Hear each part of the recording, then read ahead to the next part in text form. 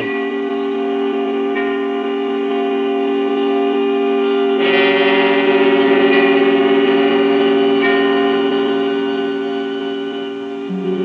This is the Man in Black. Here again to introduce Columbia's program, Suspense. Our distinguished star this evening is the stage and screen favorite, Mr. Paul Lucas, whose performance is in The Lady Vanishes, and in the stage production The Watch on the Rhine, you will recall with pleasure.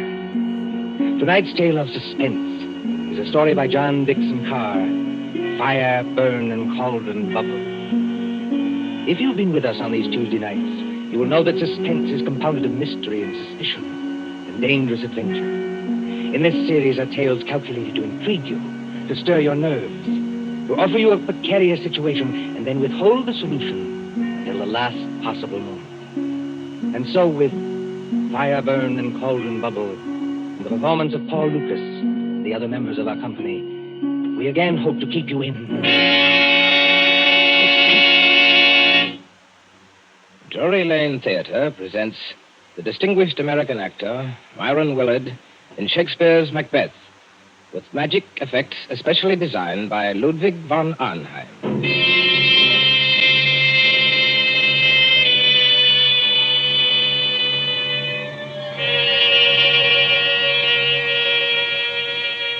Double, double, toil and trouble, fire, burn, and cauldron bubble.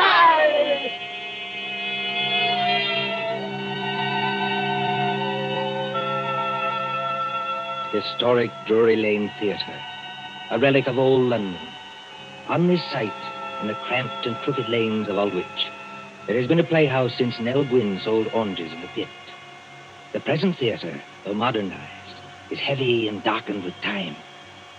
By daylight, it is a dinginess of red plush seats, haunted by old ghosts. But at night, when the lights bloom for some new production, when the murmur of a crowd fills the carpeted aisles and the orchestra begins to tune up, it is kindled with that strange magic before the rise of the curtain. Forward this way, sir. E12 and 13, program. Talkie. Thank you. No, madam, this is row E. Your seat's a G4. And backstage, where nerves crawl and there is a tendency to spleen, the three witches of the play are huddled around the peephole in the curtain, looking out into the audience. They are hideous-looking creatures, these witches, in gray rags like cobwebs. But as they speak... Dear, I am scared. Don't let it bother you, darling. You can't even see the audience when the floats are on. There's nothing to worry about. Nothing except the size of the take at the box office. You won't even have to worry about that tonight. Look out there. You two are as shaking as much as I am. Now, don't pretend. All right, all right. Everybody's jumpy on first night. What I can't understand is why they want to use young girls as witches and then make us talk in cracked voices as though we were 80. Double, double, toil and trouble, fire, burn, and cauldron bubble. What's that? Say, dear darling, it's only one of the ghost effects. You've been hearing it for weeks at rehearsal. I will say this for Myron Willard, as an actor and a manager, too. He's the first one who's ever had a real professional magician to do the ghost effects for this ham show. Oh, Ivy, Celia, look there. Where? Out in the audience, in the second upper box on the left-hand side. Oh. Don't you see the woman who's just coming in? Yes, I can see her. Not a bad-looking bit of goods for her age. What about her? But that's Marcia Blair. Marcia Blair? You don't mean you've never heard of her? I can't say I have either, if it comes to that. Move over, Ivy. Give us a squint. Marcia Blair used to be Mr. Willard's leading lady. She was a very great actress 15 years ago. Oh, 15 years ago. She's had a terribly romantic history. Well, she's made lots of money and retired from the stage. Then she married some horrible no-good, and... Did you see that tall gray-haired man standing beside her? Well, he doesn't look much like a no-good. That's not the man I mean, Celia. That's Howard White, her second husband. Oh. They say he loved her for years and followed her about and practically worshipped her. But she was married to this no-good and wouldn't get a divorce. Then the no-good died, I suppose, so Marcia Blair and her faithful Howard got married. Yes. I remember reading in the paper that they've been married 1 year tonight.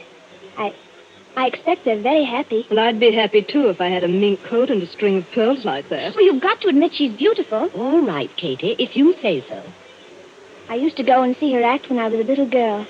She was kind of an idol. I wonder what they're saying to each other up in that box now. I wonder what they're saying.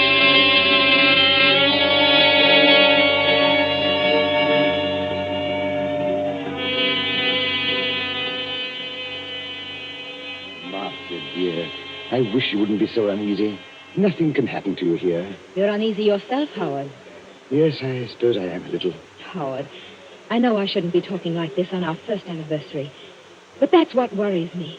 What if Barry isn't dead? What if he isn't Oh, dead? listen to me, darling.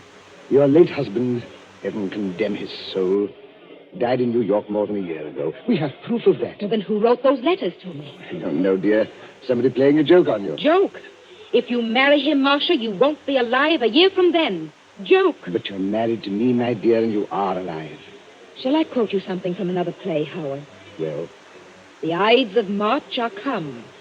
Aye, Caesar, but not gone. And it's still 2 hours. 2 hours to the time we were actually married. oh, look here, dear. This is carrying an obsession too far. It would be just like Barry to wait until the last moment, just to make it worse. You knew him. Yes, I knew him. He was a genius. I suppose so. As a mere businessman, I never quite understood this theatrical temperament, except yours, of course. Barry was a greater actor than Myron Willard will ever be. Barry could play anything, from a Cockney to King Lear. His skill at makeup wasn't merely good. It was terrifying. Oh, Howard, I am frightened. Suppose he's managed to get close to us tonight, and yet we can't see him.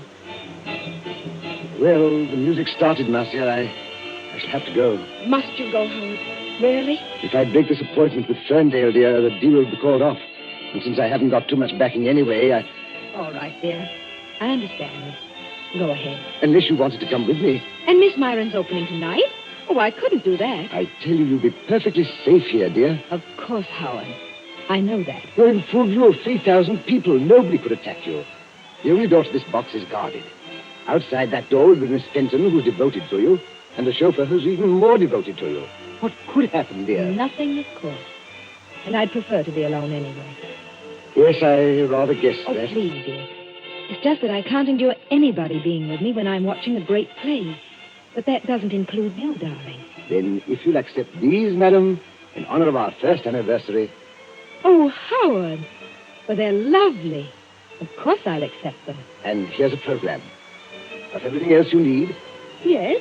Yes, I think so. I just opened the door to the passage to make sure our watchdogs are on guard. Yes, they're out there, all right. Good night, Marcia. See you in an hour or two. Good night, Howard. And good luck.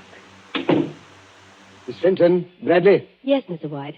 Yes, sir. Anything wrong? Miss Fenton, you've been my wife's companion secretary for 5 or 6 years. Yes, Mr. White, and I've loved every minute of it. And you, Bradley, you haven't been my chauffeur for quite so long, but they tell me you're an ex-wrestler.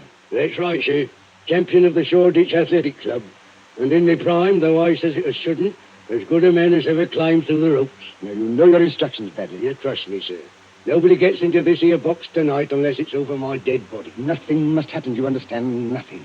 Please, you're as white as paper. As for you, Miss Fenton, I'm afraid it's a little awkward. I know I ought to ask you to go in and join Marcia, but... Oh, you needn't apologize, Mr. White. I know she doesn't want company. She'll be leaning forward with her elbows on the box rail, just as she always does. She isn't merely watching a play. She's acting Lady Macbeth. Every line, every gesture.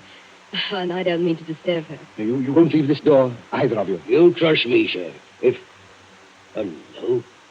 Anything wrong, Bradley? It is a very rummy-looking cove coming along the passage, sir, wearing a big black cloak with a red lining. Oh, that man, Bradley. That's only Herr von Arnheim. He's a professional magician and escape artist. I was just wondering... Excuse me. Don't worry, Mr. White. We'll look after her. Von Arnheim. I say von Arnheim. Thou canst not say I did it. Never shake the goldilocks at me. I beg your pardon. And I beg yours, my friend. I was merely quoting a line from the play. You are not leaving the theater. Surely not walking out on Macbeth. I'm afraid I've got to. Oh, that's a pity, my friend. You will miss some of my best effects, to say nothing of Shakespeare's. When Banquo's ghost appears at the table. I don't want to hear any more about ghosts, thanks. Banquo's or anybody else's. I imagine you mean your wife's late husband. You've heard about it, then? Yes, your wife has told me a good deal. She seemed to think that in my profession I might have some charm over demons or spell against ghosts.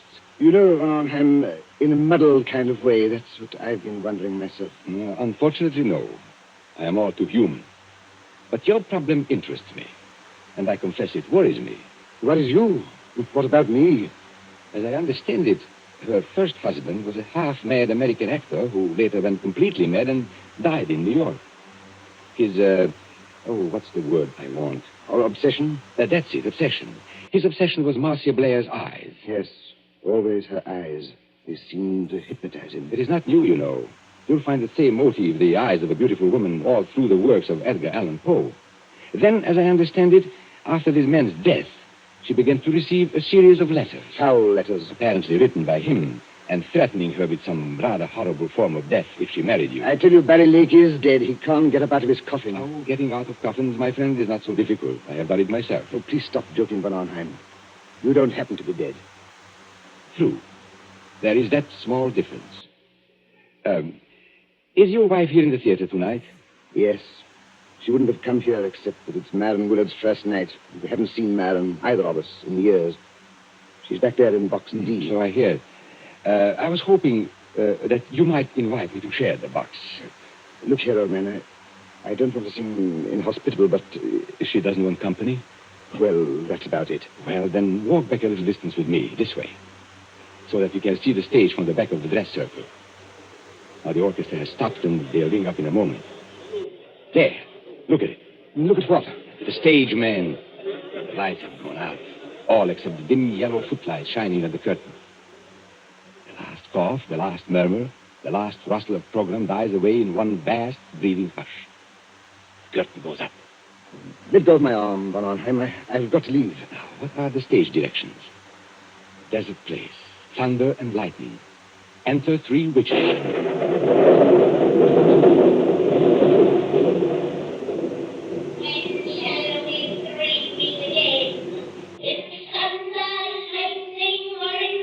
When, indeed, I wonder. I beg your pardon, Van Arnhem. Do you speak? No, it was nothing.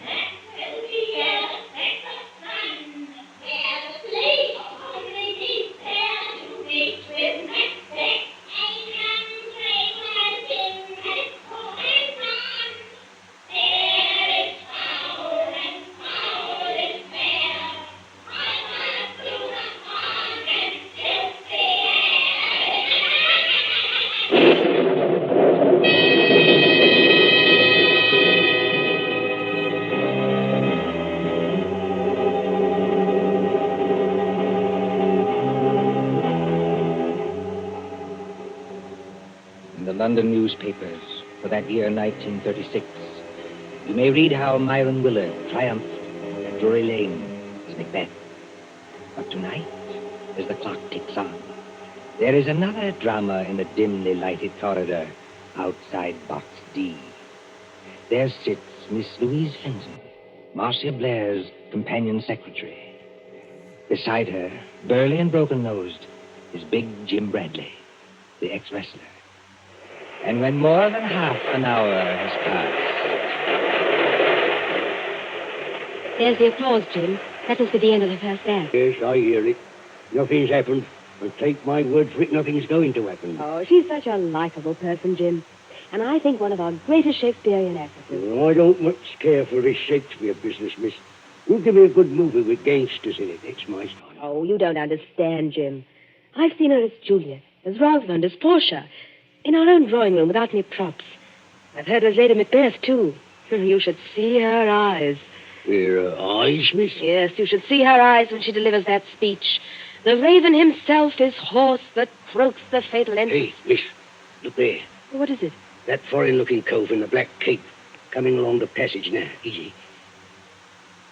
I beg your pardon. You are Miss Louise Fenton, aren't you? Yes, my name is Fenton. What is it? I am Ludwig von Arnheim, a friend of Mr. White's.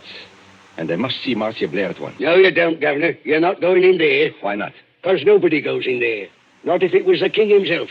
That's orders. Now listen to me, both of you. When the lights went on, I happened to be looking at Box D from the other side of the theater. And I think there is something wrong. But there can't be anything wrong. Jim Bradley and I have been sitting here the whole time. Except, of course... Except when? Well, except when I went in there for a few seconds. You went in there, Miss Fenton? May I ask when that was? Well, it was after Mr. White had gone and just before the play started. I went in to ask if she wanted anything. She said she didn't, so I came out again. And Bradley's been with me all the time, except when he went to get a drink of water up the corridor. That's as true as gospel, Governor. One moment and listen to me. Marcia Blair is leaning forward across the railing of the box. Oh, but that's nothing, Herr von Arnheim. That's the way she always is. Does she always fall forward with her arms held straight out and her head down on her arms? Better be careful, miss. It's a trick. Trick? Why not open the door and see for yourselves? Would that do any harm? No, I suppose it wouldn't, but... Oh, there must be some mistake. We haven't heard a sound from in there. There couldn't be anything wrong. You open the door, Miss Fenton. I'm going to hold tight to this gentleman, just in case. Quiet, please. Quiet. What is it, miss? Oh. Walk in there with me, both of you. Please go casually, as though nothing were wrong. We don't want to attract attention. Now. Oh, Herr von Arnheim. There's blood all over her face. Yes. And don't begin screaming again, Miss Fenton, when I tell you she's dead. Bradley? Yes, sir? Pick Miss Blair's body up and carry her out into the corridor. In another minute, we'll have the whole theater wanting to know what's wrong. All right, sir. You win. But what about the people in the other boxes? Won't they see? They've gone down to the bar to get a drink. They won't see anything. Hurry. She ain't no lightweight, the poor lady ain't. Steady does it. Hold the door open. That's got it. Now, close the door. Shall I put her down on the floor, Governor? Yes, better do that. I never took those threats seriously. That's what I blame myself for. And if something did happen, well, I thought he'd attack her. I never thought he'd hide away across the theater and fire a shot. And you were quite right, Miss Fenton. Marcia Blair was not shot. She wasn't shot. No, take a look at the wound. Oh, I can't look at it. She was stabbed. Stabbed through the right eye with a narrow, sharp blade, which entered her brain and killed her instantly. Not a pretty death, but a quick one. You seem to know a lot about this, Governor. Perhaps I do, my friend, and perhaps I can guess a lot more. You mean somebody stood out there and threw a knife at her? Like a ruddy music hall turn? No, I don't mean that either. There's no knife in the wound and none in the box. The murderer took it away. Took it away? Exactly. Herr von Arnheim, please wait. You're not saying someone climbed up from outside, 20 or 30 feet from the floor, and stabbed poor Marcia in full sight of 3,000 people? That, Miss Fenton, is what the evidence seems to indicate. But it's impossible. Yet it happened. There is Marcia Blair's body. What's that? Oh, it's the warning bell for the second act. People will be coming back here any minute. What are we going to do?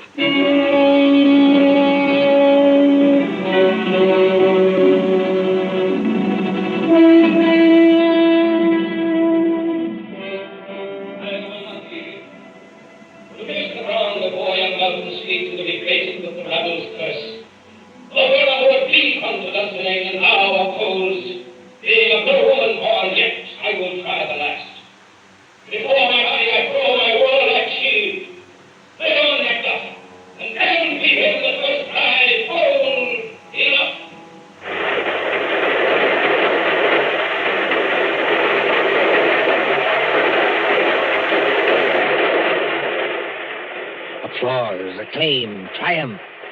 Myron Willard as Macbeth. Helen Gale as Lady Macbeth. Magical effects by Ludwig van Arnheim.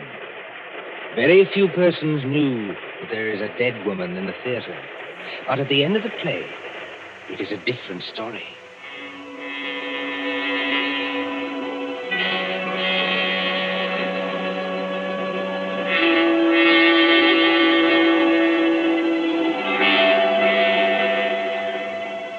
The crowd files out, past a cordon of police. The lights are extinguished. The great theater is dark, mumbling with echoes. See the stage now. Only the battens or overhead lights pour down a pale blaze on two men who stand grotesquely against the background of Dunsinane Castle. One of these men is Howard White, very near collapse. The other is Myron Willard himself, still wearing his makeup, still wearing helmet and chain mail.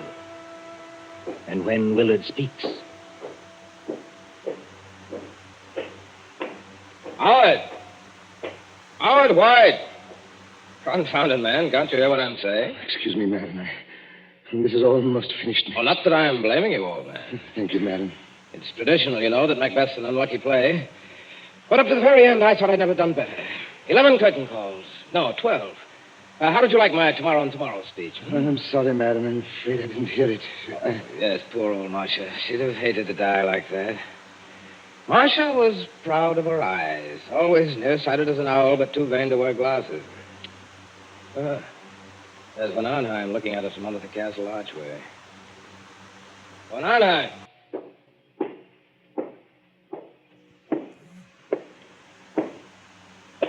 Did you call me, my friend? You're rather difficult to recognize under all that Macbeth makeup. Yes, I was just thinking the same thing. Never mind that. Where are the police now? At the moment, Mr. Willard, the police are in your dressing room. They are using it for questioning. No reception tonight, of course. No, but I thought you might be interested in 2 items of information that police have just discovered. Go on. We had a fairly full house tonight, I believe. Fairly full. Every seat was reserved. Reserved, yes, but not occupied. I don't follow you. 1 box on the ground floor, box E to be exact, was empty. Reserved and paid for, but empty. And box E, oddly enough, was just underneath the one occupied by Marcia Blair. All the same, I still don't see quite what you're... Now, our next item of information comes from an usher. An outside eye seat in the stores, very close to that empty box, was occupied by a very curious stranger who arrived late in the dark and slipped out again by a nearby exit a few minutes afterwards. Just 1 moment, Von Arnheim. Are you saying this stranger climbed up and attacked Marcia in full view of the audience? No, my friend. The murderer did not approach from that direction. Then he must have reached Marcia through the door, guarded by Bradley and Miss Fenton? No, not from that direction either. Confound it, man. It must have been one way or the other. Not necessarily. Tell me, Howard, don't you think I've got enough troubles already without this nightmare on top of it? Herr von Arnheim. Herr von Arnheim. You must take it easy, Miss Fenton. You must not excite yourself. Have the police Yes. been... Look, you've got to help me. They won't believe me. They won't believe the young lady, sir, and that's a fact. I've tried to help her all I can, but there's things I can swear to and things I can't. You see, I did go into that box. Oh, just for a couple of seconds, I admit it. But no other person went in or could have got in. So they say, or at least they're hinting that I killed her. But I swear I never touched Who her. was questioning you, Miss Fenton? Inspector Grimes or Sergeant Blake? I'm not sure. The sergeant, I think. Then I shouldn't worry if I were you. Inspector Grimes knows better. He's guessed, in fact, exactly what I have guessed. You seem on rather familiar terms with the police, my friend. I am Mr. Willard. I am. Anyone who practices escapes from handcuffs, sacks, chests... And staged boxes, perhaps. Stage boxes, if you insist. Excuse me. Isn't it Inspector Grimes in the wings now? Yes, and he's nodding his head. Then I can tell you, I think, what you want to know. Well, if you do happen to know anything, it's your duty to speak up. Poor Marcia seems to have had some ridiculous idea that her former husband, Barry Lake, was still alive. Her fears weren't justified, of course, and she wasn't killed by any dead husband. I beg your pardon. Her fears were justified, though not quite in the way she believed. And she was killed by her husband. Then Barry Lake is still alive. No, Barry Lake is dead. You don't mean Marcia was really killed by a ghost? No, I mean she was killed by her devoted second husband, Mr. Howard White. You hear what they say? That's not true. It's a slanderous statement. I'll have you in court for it.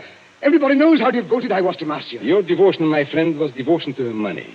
And your business affairs have been shaky for a long time. That's not true, and you can't prove it. Marcia Blair was inclined to be, shall we say, a little close-fisted with money. That's true, anyway. It's a lie. Willing to marry him, but Mr. Howard White knew he'd never touch a penny unless he killed her.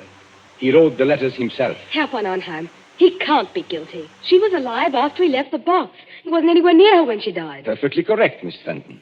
He wasn't there, and yet he killed her. Exactly.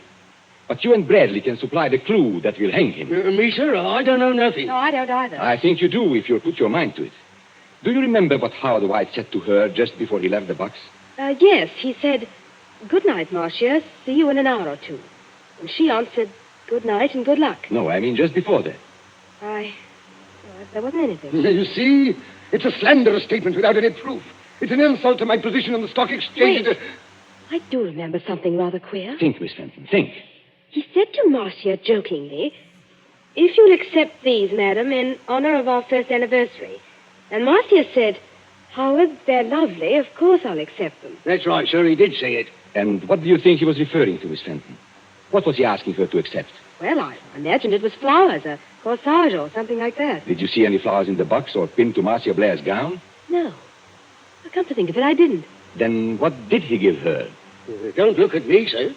Now, here is a woman who's very nearsighted, yet refuses to wear glasses. But she can accept a pair of... Opera glasses. It's a lie. You can't prove it. Hold on, sir. Go. You better stay here, Governor. Thank you, Bradley, but the place is surrounded with police. But I still don't understand. Now, what happens when you lift opera glasses to your eyes and they are not in focus? You turn the little wheel in the middle to bring them into focus. For Marcia Blair, it was deadly. You mean the glasses had... Yes, they were specially constructed glasses, Miss Fenton. They were invented by a French criminal years ago. That little wheel is a little trigger. It releases the spring of a sharp, thin blade which strikes through the eyes into the brain. Oh, don't, please. You can't prove it. Marcia Blair died instantly. The glasses torn from her eye by their own weight dropped over the box rail to the carpeted aisle below. The only witnesses who might have noticed would have been the people in the box just underneath. And that box was empty. By arrangement, yes. Even if anybody did see them fall, Howard White was prepared to remove the evidence instantly. You haven't forgotten the curious stranger. Curious stranger? I mean, the man who slipped in after it was dark, took an aisle seat just under the box, and slipped out again a few minutes later. It's a pack of lies from start to finish. You can't prove a word of it. I beg your pardon, my friend. Didn't you see Inspector Grimes not to me a moment ago? Well... You are going to hang, my friend, for one of the neatest and cruelest crimes in my experience. The police have just found those opera glasses with a neat set of fingerprints in the side pocket of your motor car.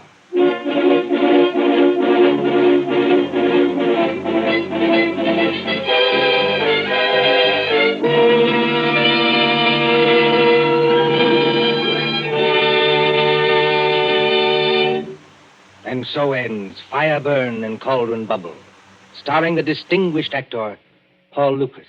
Tonight's tale of suspense.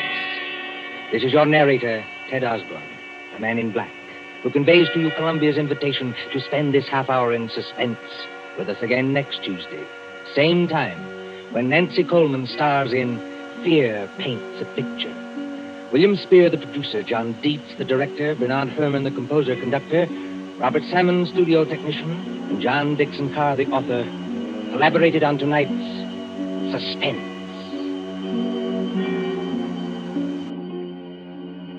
This is the Columbia Broadcasting System.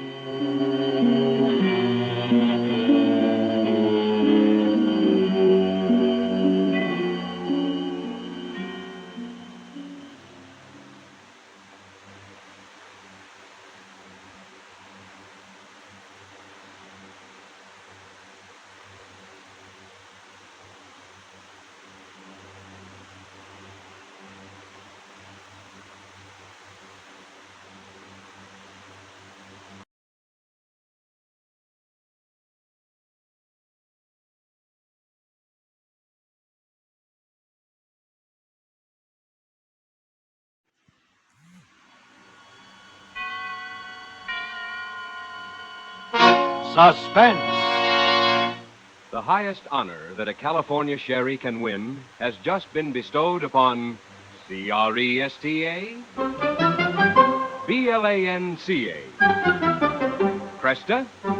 Blanca.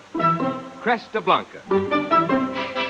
Yes, at the recent California State Fair, in the keenest judging of California wines ever held, Cresta Blanca Triple Cream Sherry was the judge's choice to receive the gold medal, top award for outstanding excellence. This is another tribute to Cresta Blanca Triple Cream by America's leading connoisseurs of fine wines. Proof indeed that when you pour distinguished Cresta Blanca, you serve the best. Shenley's Cresta Blanca Wine Company, Livermore, California. And now, Shenley brings you radio's outstanding theater of thrills, Suspense. Presented by Roma Wines. That's R-O-M-A. Roma Wines, for your everyday enjoyment. Tonight, Roma Wines of Fresno, California bring you Michael O'Shea in The Twist, a suspense play produced, edited, and directed for Shenley by William Spear. Listen, Gus, you've got to do the show. I can't do it. You've written for all the big comedians. You'd turn out a hit. I don't have the time. Oh, but Gus... Look, I don't have the time. Anyways, I couldn't do it. Ridiculous. A guy with your reputation. Yeah, a guy with my reputation, yeah. What do you know? Listen, 12 years ago, I was under cabs. Gustav Green, the hack license read. Cripes, how I hated the cabs. Worked like a slob, 12 or 14 hours a day for a lousy $27 a week. Now, do you blame me that I took to daydreaming? Like maybe it was my limousine and I was driving because my chauffeur had a day off? I used to sit at the wheel figuring out the darndest situations. Like I'd pick up some rich old dame and she'd leave me $1 million, or I'd save a guy. All kinds of situations. But all I got was 27 per a week. Until the night I met Van. Hey, Cabby. Take me home, driver. Home? Your home or my home, wise guy? Huh. Well, you got talent, you're driving a cab. Where can I get a job driving a cab? You want the radio on? Definitely no. Oh, now don't let's be bitter, shall we? You know, radio is quite a medium. Yeah. Just think, some guy says a few words into a microphone and you can hear it as far west as Georgia. Gustav Green? Well, Mr. Green, meet Van Houser, the best gag man in the radio business. Currently freelance, unemployed, on the beach. Well, if you're so good, why aren't you in there writing them yaks, wise guy? Why? 'Cause words I know, rib-tickling words, gags, yeah, jokes to make a corpse laugh. But plots, situations. Situations? Yeah, that's another story. I could coin 1 million if I could figure them out. Well, look, situations. Now, let me tell you, I am a veritable Scheherazade on situations. I got 1 million. Now, look, for instance, the guy who says that if other fellas...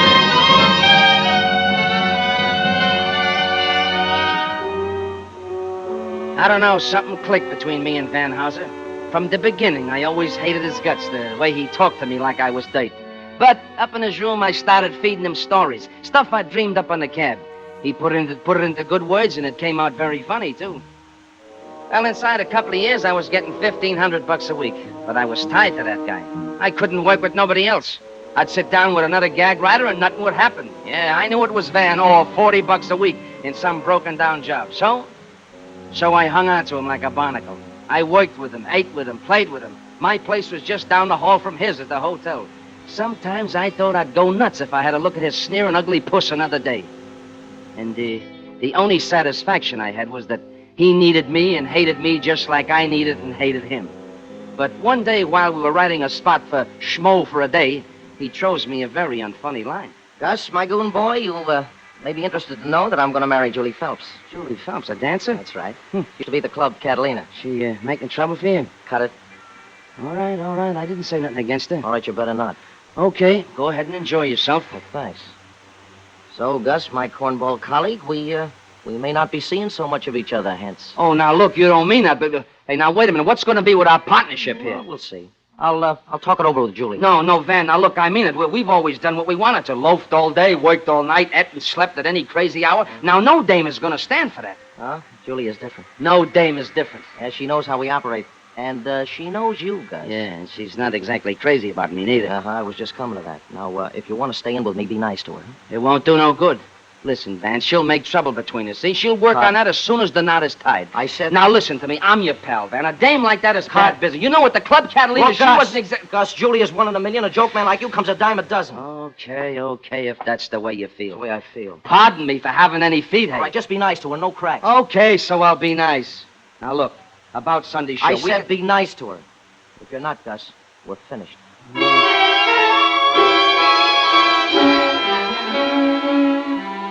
Yeah, I said I'd be nice, but I knew it wouldn't do no good. Julie was a small-town girl who soured on Broadway after she had a bust-up with Nick Edwards, the mug who runs the club Catalina, and she wanted out. And she was going to take Van with her, too, so it came to me that I'd better figure out a situation and pronto. She didn't like me because she was scared of me. I knew about her and Nick Edwards, and Van didn't. So I says to myself, Gus, maybe the dame will scare her away, hey? Who is it, Van? Oh, Gus Green, what a surprise. Hello there, Julie. Yeah, this is for you. Flowers? Yeah, Van told me about you, too, see, and I figured... They're lovely. Come on in, Gus. Thanks. I miss flowers so much in the city. Back home, the garden's always full of them. Yeah. Say, this is a nice place you got here. Thanks. Yeah, very swanky. Wasn't that chair once in the lobby of the Club Catalina? Well, I bought it when they redecorated the place. Oh, sure you did, honey, but it just reminded me. About what? I just happened to see your friend, Nick Edwards, today. I haven't seen Nick in months. Oh, sure you haven't, honey, but he's still carrying the torch over for you. I'm not interested. No, I didn't say you were, but you might be interested in the fact that Nick said, if Van Houser marries Julie, so help me, I'll kill him. Did he say that? Now, would I lie, honey? Well, that settles it. I've had enough of show business.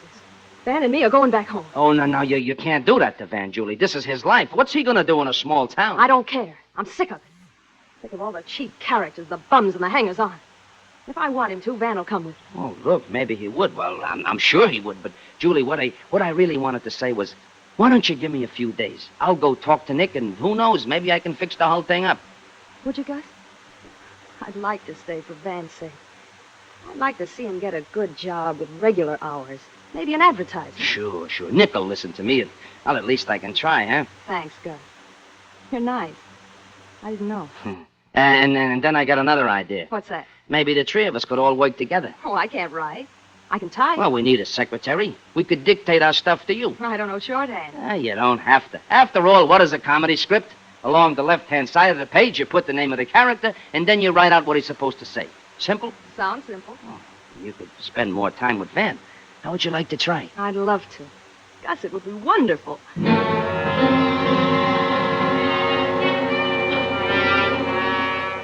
Sure, it'd be wonderful. For me. When she said she'd work with us, Julie was playing a part in a situation that I dreamed up. And let me tell you, it was a good one. Because it ended with me still making $1.50 per week, and Julie Phelps, well, Julie Phelps was just not there.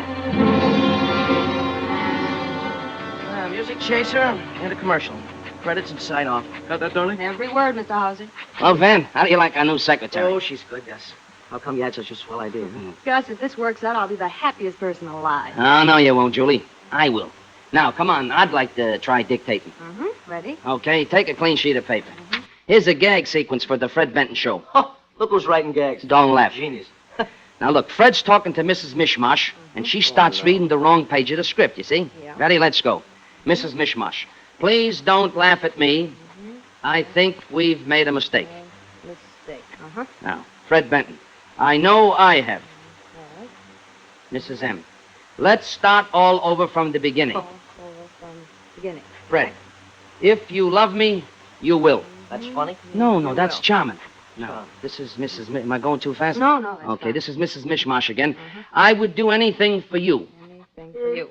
Fred, he says, I would like to see you. Oh, I'm bored. Okay. Mrs. M again.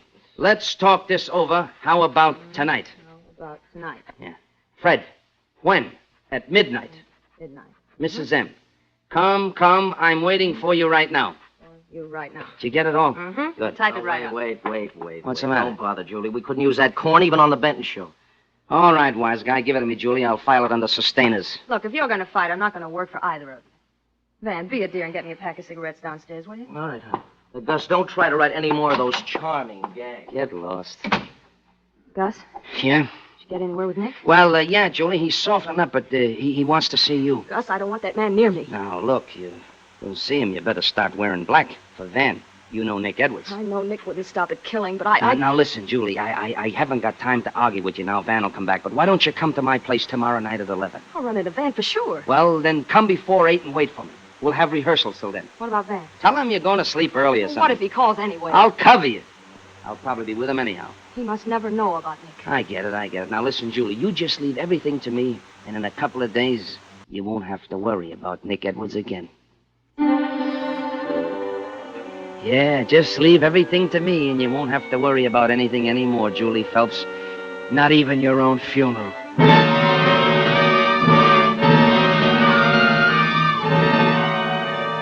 Come 8 o'clock the next evening, I paid a little visit to my apartment, long enough to see that Julie was comfortable and also to get the keys to her place out from her handbag. I drove over there and went upstairs to do some interior decorating, my kind.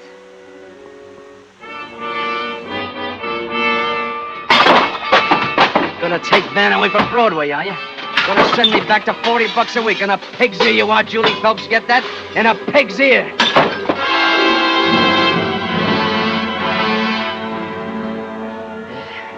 Now, just one more touch to complete the situation. A little business outside the Club Catalina. Hey, kid, come here. Here, listen now. Here's a dime, kid. Take this note in this here envelope and give it to Nick Edwards. And if anyone asks you, say a dame gave it to you. Got that? A beautiful dame. You got it from a beautiful dame, right?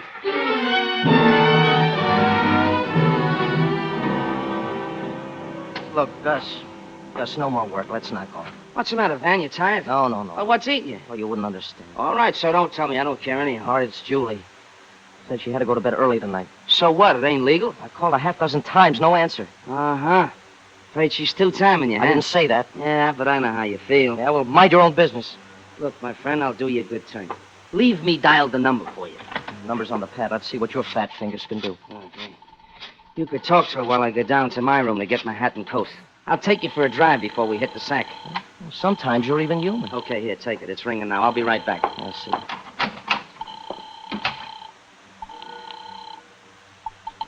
Hello? Julie, darling. Van? Honey, I'm sure glad to hear your voice. Where you been? Why? Well, I've been trying to get you all evening. No answer. Then Gus tried Van, dear, I told you. I was going home to get some sleep. Well, when I phoned, you must have... Maybe it didn't wake me. Well, now, baby, that's hardly likely with a phone right near your bed. Sometimes I sleep. Julie. I can... Julie, is there someone there with you? Of course not, Van. I'm alone. I'm by myself. What are you... No. Julie. Van! Julie. Van! Julie, what's the matter? Julie!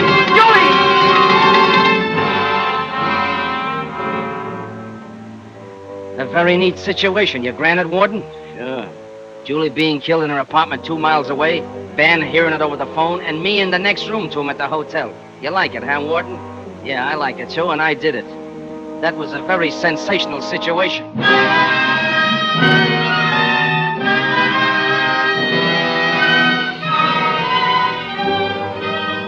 For Suspense, Roma Wines are bringing you Mr. Michael O'Shea in The Twist. Roma Wines' presentation tonight in radio's outstanding theater of thrills, Suspense.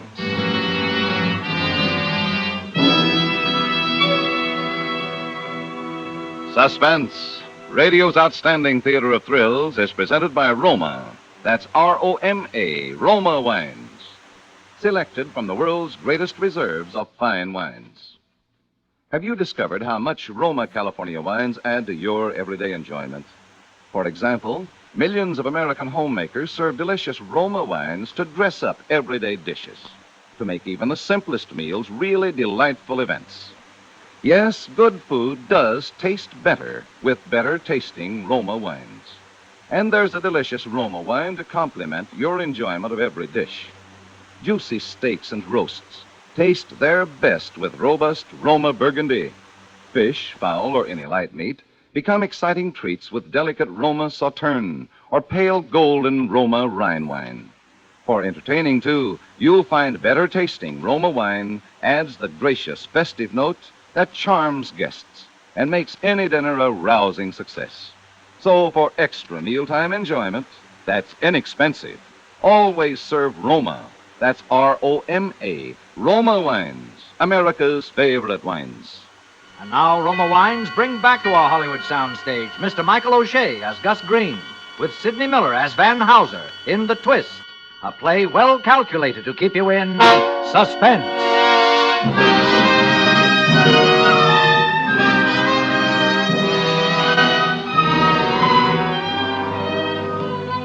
Van was still screaming into the phone when I came down the hall from my place a minute later with hat and coat draped over my very shaking arm. I opened the door. Gus.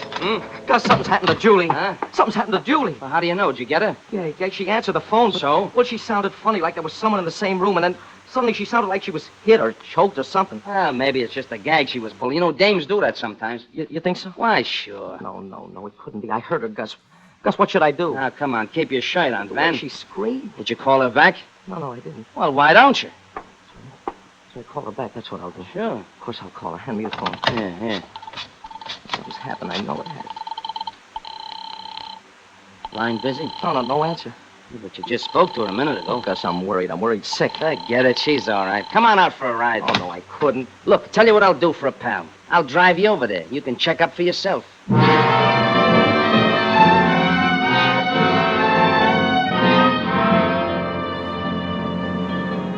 Van looked pretty grim as we drove over to Julie's place in the West 70s. I checked over everything I'd done and figured how I'd work out the rest of the situation. and we turned off Central Park West into the side street where Julie lived on the second floor of a converted brownstone. Hey, look, there's a guy coming out of the house. That's probably nobody. He's making a getaway. Gus, follow him. I never catch him now. Oh, gosh, Gus, if you'd only got close enough to see his license number. Well, I did. What was it? LK573498. LK573498. All right, Sam Spade. Now let's go upstairs and visit Julie, huh? The door to Julie's apartment was wide open when we got upstairs, and the place was just like I left it. Like there'd been some kind of a fight. And then I saw where I'd made a mistake. The telephone where Julie was supposed to be strangled was as neat as a pin. I watched Van's face to see if he noticed it, but, well, he was too broken up to notice anything. Julie. Gus, she was a sweet kid. What do you mean, was? I know. She's dead. What do you know? All you see is that her apartment is all busted up. I heard her scream, didn't I? Gus, I waited 20 years to meet a girl that I could marry. So help me, I'm not going to die till a guy who did this is in his grave. You'll see. You'll see, Gus. I'm kind of mixed up now, but in a little while I'll be able to think. I'll know what to do. Sure, I'll know what to do. Look, that's the telephone. What about the telephone? I'm going to call the police. No, Van, now wait a minute. Don't be crazy. What? Look, put the telephone Why? down. Why shouldn't I call the police? It's very simple. You got no evidence she was murdered. But I heard her scream. Use your eyes, Van. Will you use your eyes? Julie said she was in bed. Has the bed been slept in? And where's her coat? Where's her purse? And where's her hat? They're not here, but she said she... You're right, Gus. You're right, I won't phone. Maybe she's still alive. That's better. Now, look, Van, sometimes we haven't felt too good towards each other, but after all, we've been partners for a long time, kid, and I'll tell you what. I'll do anything. Anything you say to help you out. All right, then, look. Look, just on an off chance, Gus, trace that license plate, will you? Let's find out who that guy was. We went back to our hotel. I slept like a log because I knew that Julie was 10 feet from my bed in the closet, very dead, where she couldn't come between me and Van anymore. Next morning, I told Van I checked at the license bureau. Whose car was it? Nick Edwards. Catalina Edwards? That's right. Why, that dirty goon. Now, look, you don't think that he I don't have to think. I'll let the police Now, do wait that. a minute. Hold it. Look, Van, I never told you this before, but I knew all along that Julie was playing around with Nick Edwards. With Nick Edwards? Yeah. That's why I never liked her. Now, you better not call the cops. Maybe we was just busting in on a private little party last night. No, I can't believe it. No, not Julie. Well, we gotta find out where she is. And the guy who knows is Nick Edwards. What makes you think he'll tell? I'll tell you what. I'll call him at the club tonight and ask him over. I think maybe he'll accept me invitation.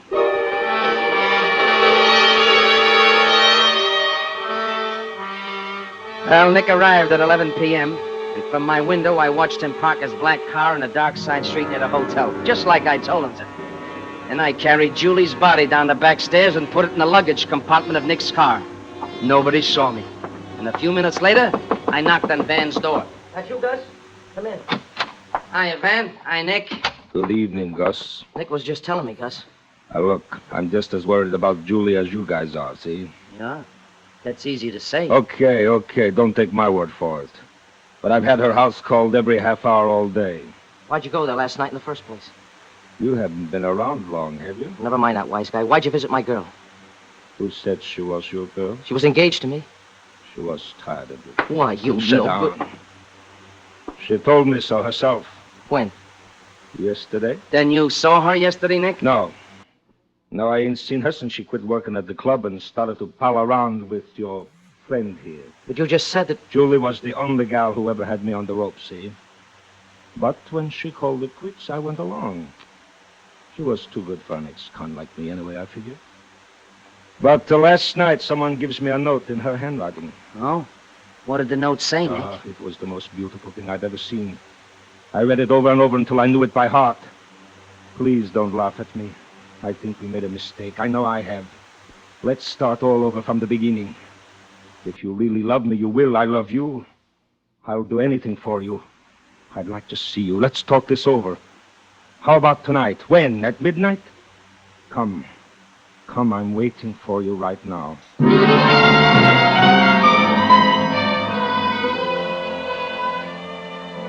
As soon as Nick Edwards left, I told Van I didn't believe anything he said, and as far as I was concerned, Nick either killed Julie or had taken her away. Van agreed with me, and we called the police.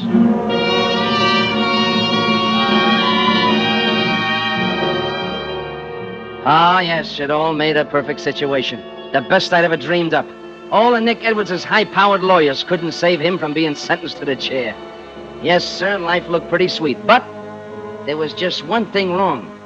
Van's comedy was getting worse and worse. Fred Benton told us we'd have to get better or else.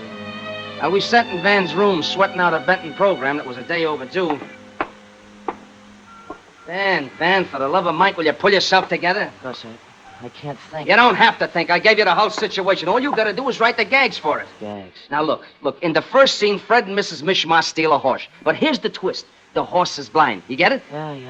Well, come on, then, Gib. You know hundreds of horse gags. Now, just give them a twist and fit the situation. I can't. They just won't come. Look, if we don't get this script in tomorrow, Fred will can us. Now, come on, guy, will you write? I'll write yourself.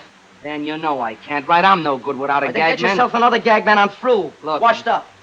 You know it won't work, Van. You know that. I've tried it on the QT. I was afraid that someday would break up, but it never worked. With you and me, Van, something happens. We're a great team. Without me, you're just another guy making with words. Without you, I'm just another Joe. Now, don't you see, kid? That's why we gotta stick together. Even if we do hate each other's guts. That's why nobody can't never break us up. Now, come on, guy, write, will you? I can't think of anything.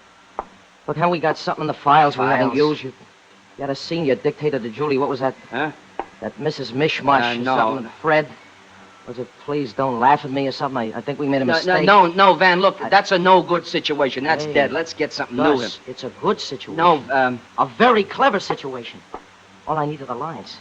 Please don't laugh at me. Now, Van, I'm telling you, it's no good. The lines, please don't laugh at me. I'm telling you, it's no good, Van. Of course, why didn't I think of that before? Those lines you dictated to Julie, they fit. No, they don't fit, and besides, I can't write gags, you know that. No, that wasn't a gag, Gus. That was a situation. The most desperate situation you ever invented. Now, wait a minute. What are you beating your gums about You'll here? find out.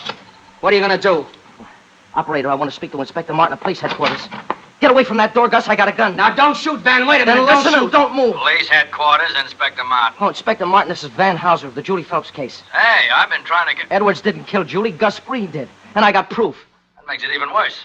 Edwards says you framed him. Green did. Nick's note was a script dictated to Julie, minus the character names. How about his alibi? He dialed his own number, Inspector, not hers, and killed her while she was speaking on the phone.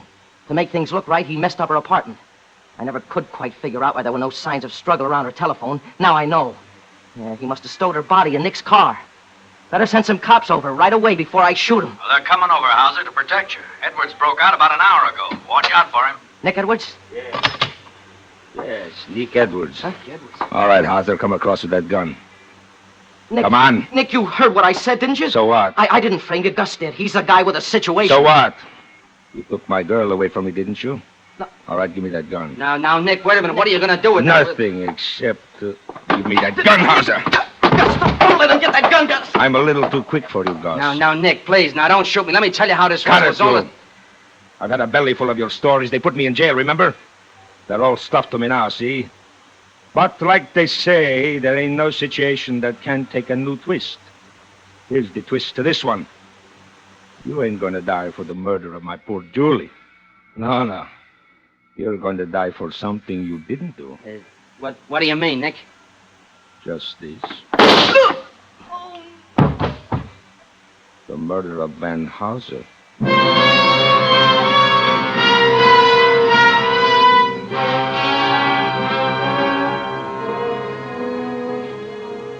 Well, they didn't believe me at the trial. So I'm up for killing my late, unlamented partner. But you know me. I always like a twist. They got Nick for killing Julie. Now I guess you can understand why I can't write the prisoner's annual show, can't you, Warden? Not without Van. And besides, like I said, I don't have too much time, do I? Before I go to the chair.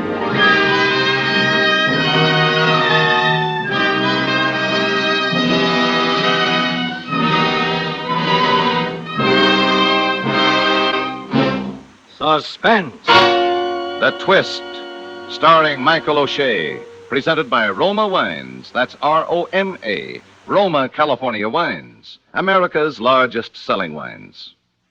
When your family and friends enjoy glorious golden amber Roma sherry or ruby red Roma port, you share the rich reward of choicest California grapes, selected and gently pressed at peak taste richness, with ancient skills and winemaking resources unmatched in America.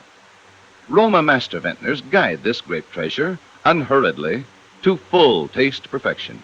These choice wines then are laid down with mellow Roma wines of years before.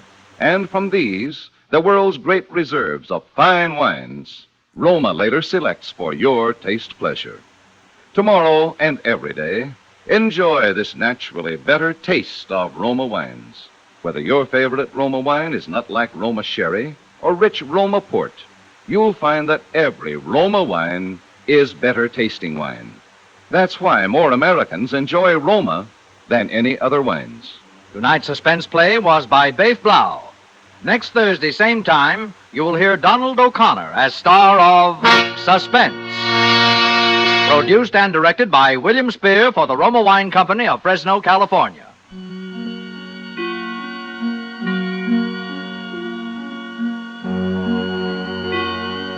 In the coming weeks, Suspense will present such stars as Claire Trevor, Kirk Douglas, and others. Make it a point to listen each Thursday to Suspense, radio's outstanding theater of thrills.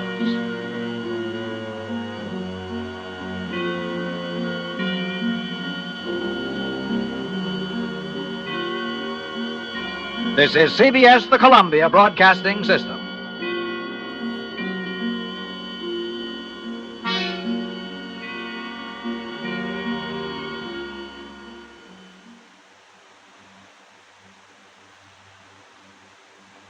Now, Roma Wines present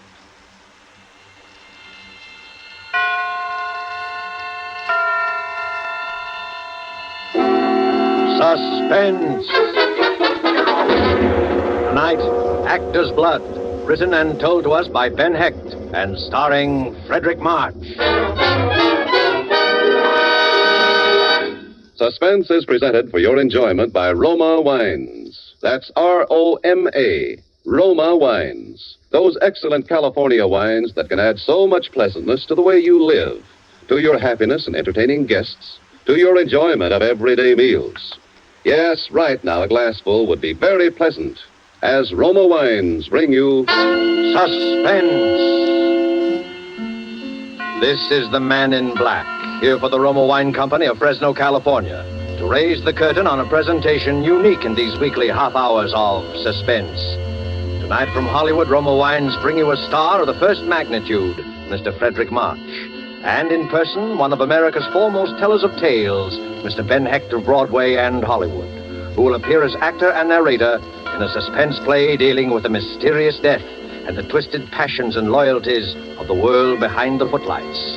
And so with Actor's Blood, and with the performance of Frederick March, supported by Ben Hecht, from whom we will hear the narrative in the author's own words, we again hope to keep you in suspense.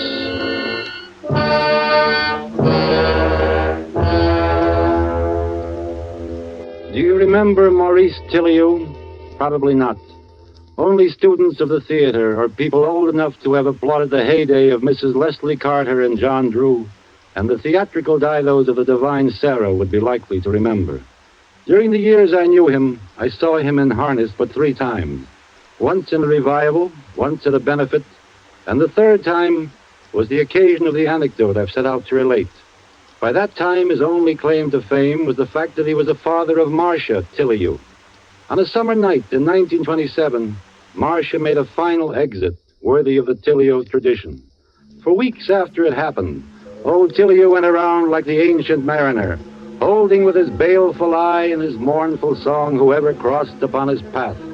But after a while, he too seemed to drop out of sight in the wake of his glamorous daughter, and like her was forgotten. Then late one night, as I was getting ready for bed, the bells of my apartment rang.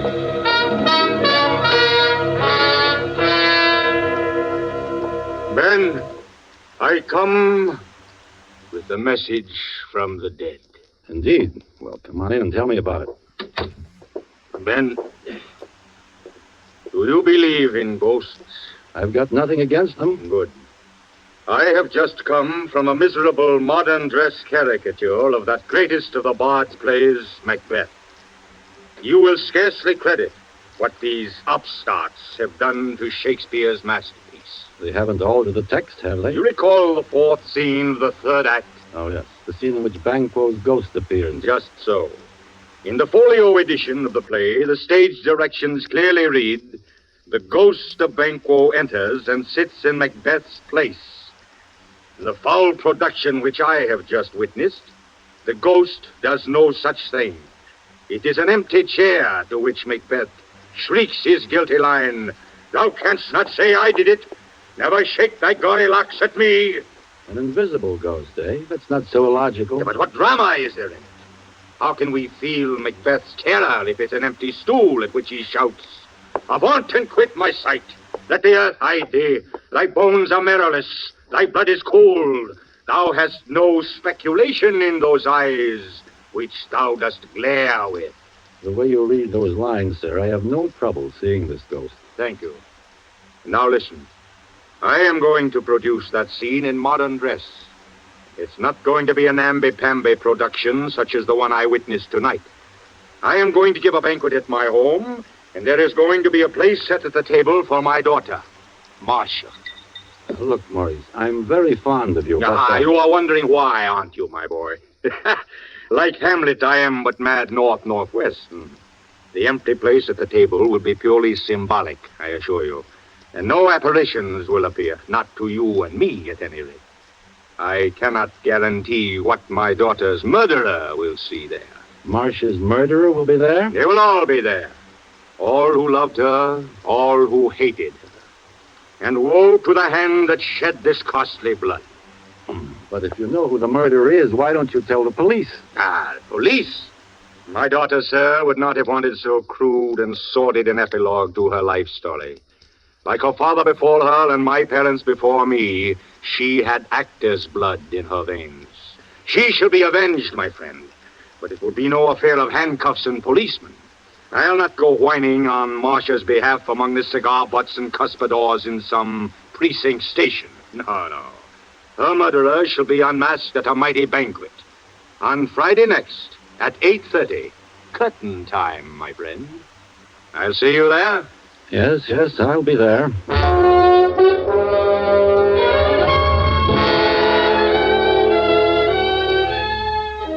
With Ben Hecht in person as the narrator of his own story, and with Frederick March as star, you have heard the prologue to Actor's Blood, tonight's tale of Suspense.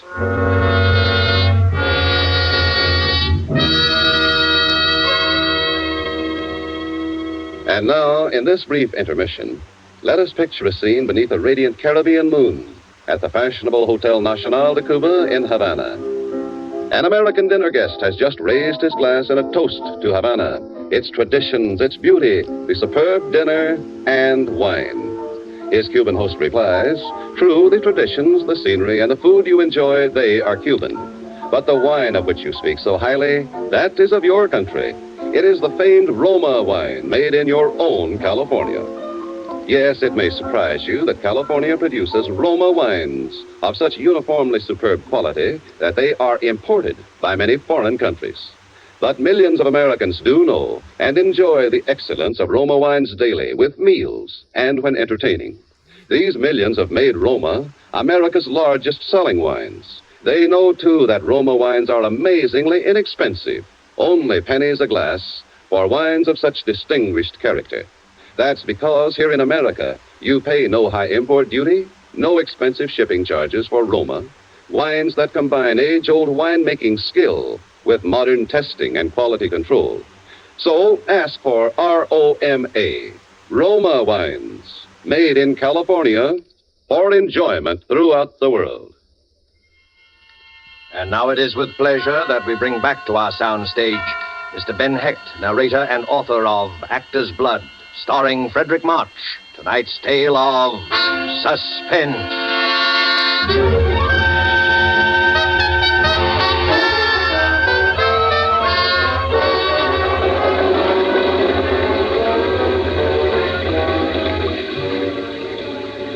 It rained on that Friday night. Thunder rolled in the sky. The streets were full of that picnic-like confusion which storm brings to the city. Waiting under the hotel awning for a taxi, I turned over in my mind the strange invitation that had brought me out into this wild and stormy night. I was rather thrilled at the prospect of old Tiliou's dinner. for his intention was plain, to assemble a company of suspects in the murder of his daughter, Marcia. And he was obviously going to climax the evening by some formal accusation of guilt. I knew pretty well who the suspects were. I suppose I was one of them. Alfred O'Shea would be there, of course. Alfred O'Shea. The man who had written Marcia Tilley's first successful play and their last. Broadway had its own private joke about the title of the last. It was called Forgotten Lady. It was after the final curtain of the last performance of Forgotten Lady that Alfred O'Shea chose to tell her.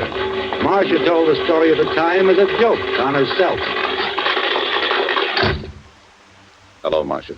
Oh, why, darling, you waited for me in my dressing room. Like old times, I'm touched. Really touched. Look, sweetheart, you're off stage now, so cut the Bernhardt. You know why I'm here.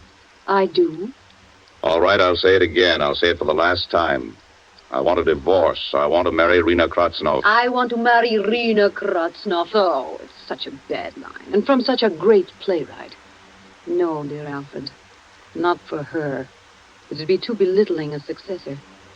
Can't you see, darling, after all we've been to each other, it's like Pygmalion wanting to trade in his beautiful Galatea for a wooden Indian. And it's no dice, huh? No dice, Alfred. No divorce. Not as long as I live. Now, be a darling and help me out of this dress. Okay, Marcia, you've just made your own bargain. You can come out from behind that screen now, Father. How did you know I was there? Your asthma, darling. I'm glad you're here, even if you are a perfectly fiendish old eavesdropper. Here, you can unhook me since that swine refused. I warned you against marrying that jackanapes of a playwright, Marcia. Oh, Father, you're saying I told you so. What I really wanted was to weep on your shoulder. Ouch! I'm sorry. Look here, Marcia. What are you going to do about this career? Now, darling, please don't go into that old routine about my being the last scion of the royal family of the American theater. I'm nothing but a combination of your name and a playwright who specializes in shallow, brittle female leads that enable me to get applause by simply acting myself. Marcia, I won't allow you to speak this way about yourself. You're a great artist. Oh. You've taken your place in the great tradition of the stage beside the immortal figures of Rachel, Siddons, Bernhardt, and Modjeska. Marcia, let O'Shea go. He was never worthy of you. Play Juliet next season. Show them you don't need a fashionable playwright and tailor-made parts to succeed. Show them you have actor's blood. Actor's blood! Actor's blood! I'm sick of hearing about it. Just because you and Mother thought it was cute to stick me out there behind the footlights at the age of 5. Because you never had any real life. You didn't see any reason why your daughter should have. I'm supposed to have actor's blood. All right. I'm only thinking of you, Marcia. Only of you. But that O'Shea is a hot-headed Irishman. He came very near to threatening your life when you refused to do as he asked. Good. I wish he would kill me. I'm sick of the whole rotten business.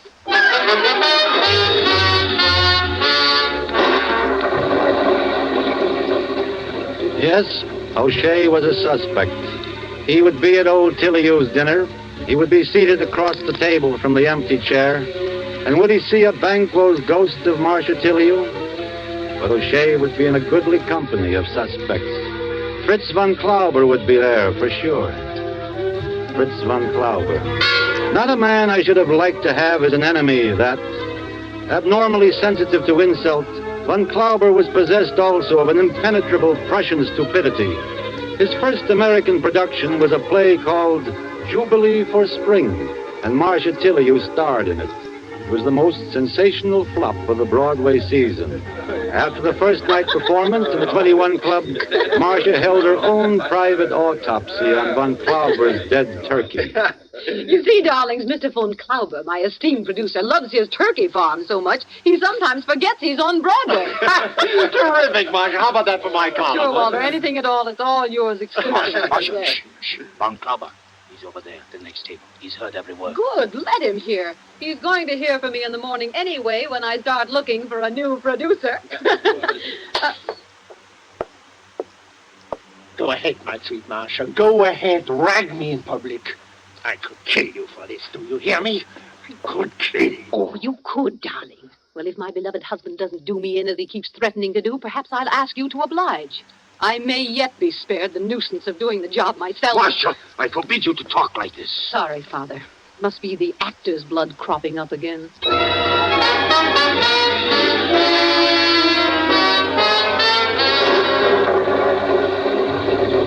Yes, Von Klauber would surely be present at Tillio's ghostly dinner. As I got into the taxi and gave the driver Tillio's address, my mind was still turning upon the terrible question, who killed Marcia Tillio?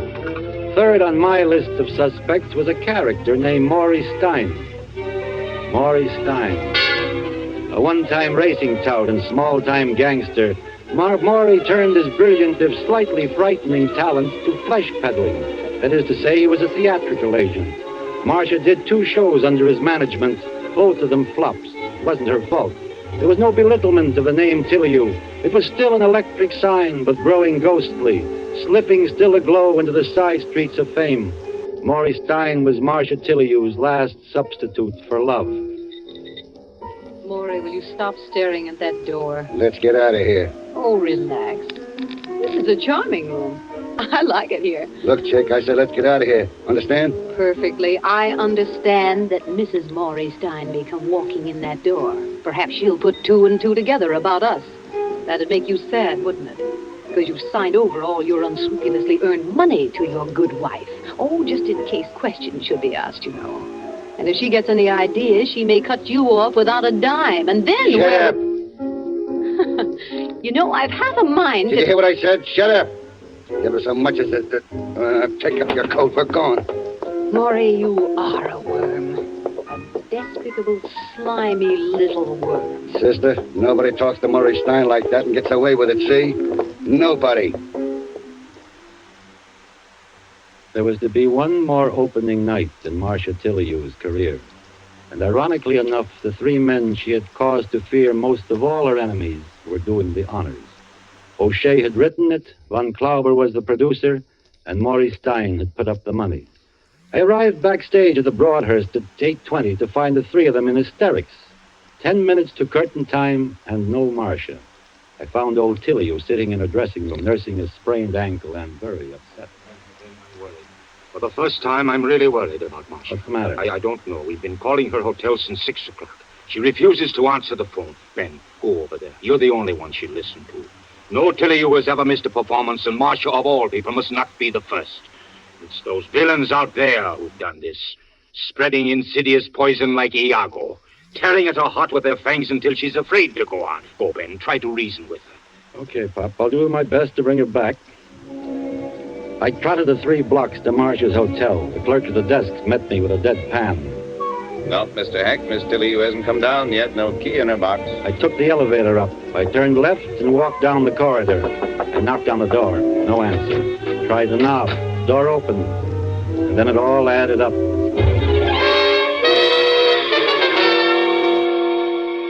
Yes, it added up to a gaudy room in shambles, mirrors smashed, perfume bottles shattered. The portrait of Marcia is Pierrette, cut to ribbons. And finally it added up to Marcia herself, cold and white and terribly beautiful, lying there on the bed with 3 round bullet holes in a neat triangle just over the heart. There was no mistaking it. Marcia Tillio was dead, murdered.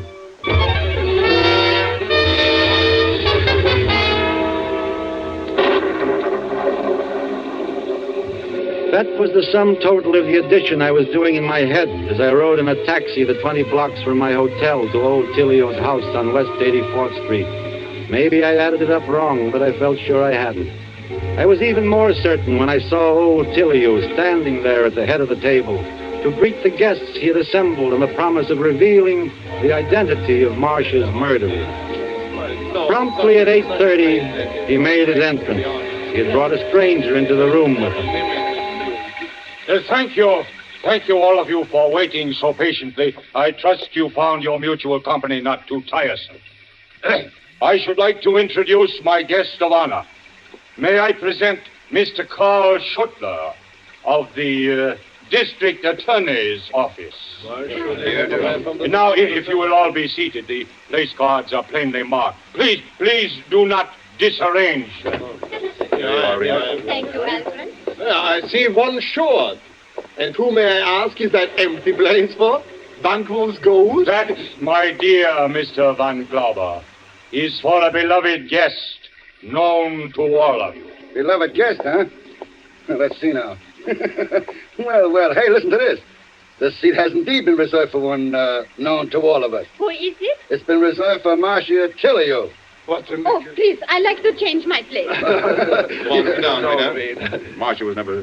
She was too sensible to play ghosts. I am an old actor. With the audience seated and the curtain up, I find it hard to wait. Art is long, but time is fleeting. And there is one who bids me speak. Love, hear thou. How desolate the heart is ever calling, ever unanswered, and the dark rain falling, then as now. You are wondering if I really believe my daughter Marcia is present in this galaxy of her friends. It may be the wandering wits of an old man, but I see her sitting there, tragic and beautiful. About her the sound of rain and of sweet bells jangling out of tune. Forgive me. You have not come here tonight to hear a doting father spread his miseries before you, but for a sterner business, which from your courtesy or attentiveness, I feel sure you have guessed. Mr. Schuttler asked me to tell him this matter privately, but I refused. For you are all her friends, her honorable friends, and I wanted you present. Who killed my daughter? Who took her life? There's the question. I have the answer. Yes, Mr. Schuttler, the murderer is here. He sits here among us now at my table. Shall I lock the door now, Mr. Tilley? Yes, lock the door. Lock it tight. Leave no chance for escape. Ha ha! It's too late now. No power in heaven or earth can save him. All right, Mr. Tilley, the door's locked. My friends, is this not like a play? Your face is waiting for the name of Iscariot, the Judas. That's it. Clear your throats, midgets, worms. Look about you. Who knows? The villain may be right beside you. And who knows but that you may be his next victim. Mr. Tilley... Yeah, I keep my promise, Mr. Schutter. I have the proofs, all of them. Enough to send the murderer from this table to the gallows. The one who killed Marcia is looking at me now. The blood on his hands. The terror in his eyes. I'll tell you his name. His name is... Let me go! He's killing me! Everybody stay where you are! Not that! A knife! Oh, my God! Video! Where are you? He's killing me!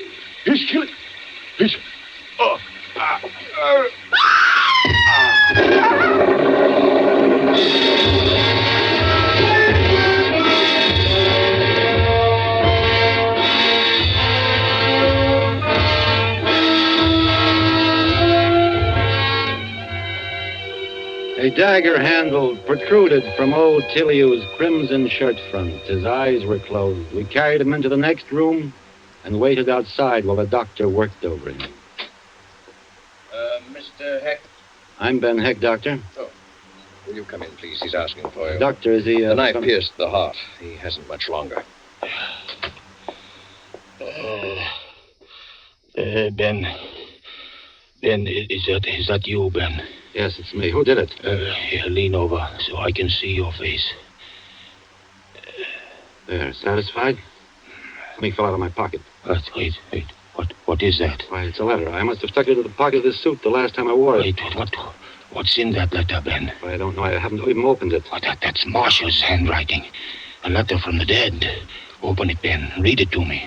Look, you mustn't excite yourself. When was that letter mailed? It's postmarked the 10th. It must have been the day before Read the letter, Ben. All right.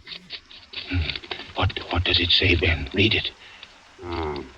Why, it says, Dear Ben, this is to remind you of the opening at the Broadhurst tonight. I hope you will be there because I sincerely believe that this is one of the greatest roles I have ever played, and I'm so anxious to make good in it because of Father's faith in me. She cared. She really cared. What I thought. Sure she did. She'd have been proud of your performance in there this evening, too, Pop. You were great. Thank you, Ben. Thank you. Doctor! Yes, what? Oh. Well, that's that. He was quite an actor in his day, wasn't he? Yes, quite an actor.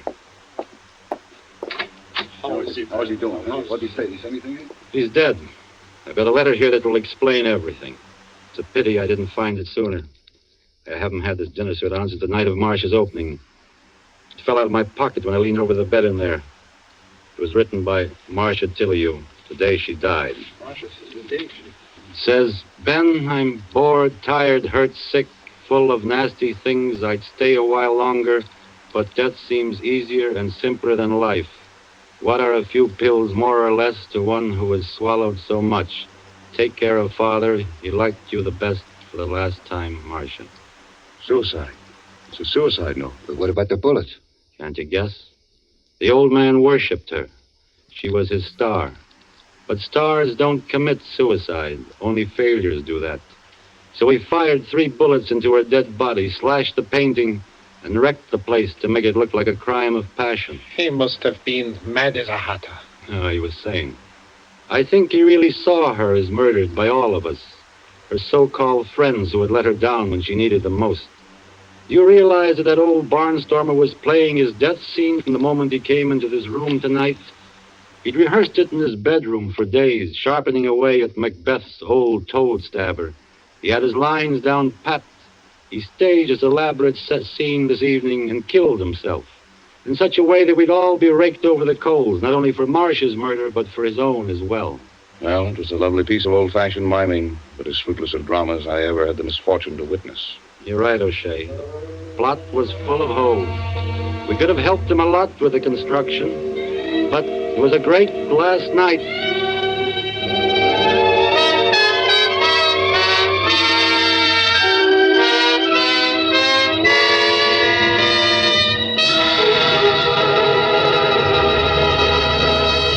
And so closes Actor's Blood, written and narrated by Ben Hecht and starring Frederick March. Tonight's study in Suspense.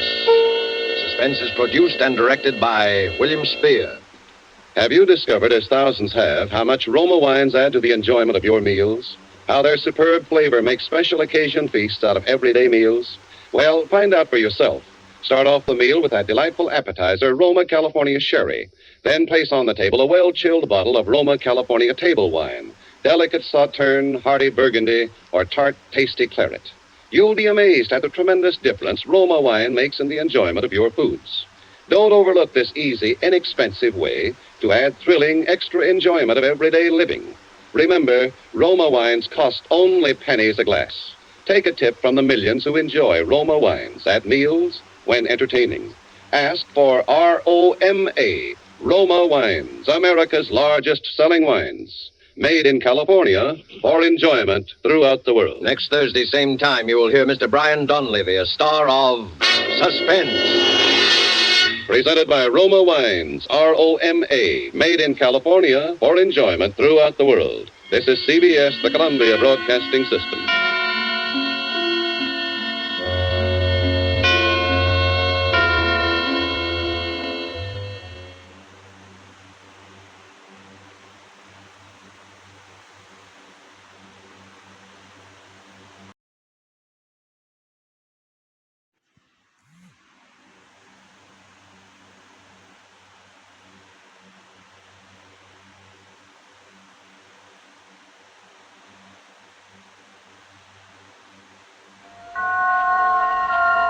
Columbia Network takes pleasure in bringing you Suspense.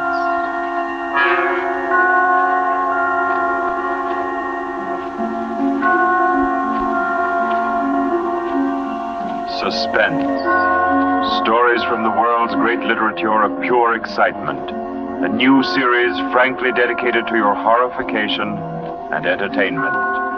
Week by week, from the pick of new material, from the pages of best-selling novels, from the theater of Broadway and London, the sound stages of Hollywood, will parade the most remarkable figures ever known. CBS gives you Suspense.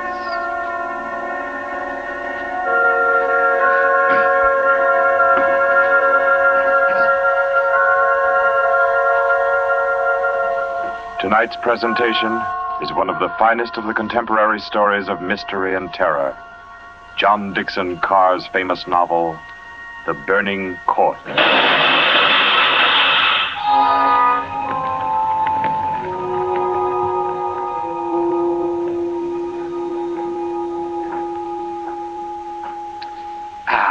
A glass of sherry by the fireside of a beautiful suburban home.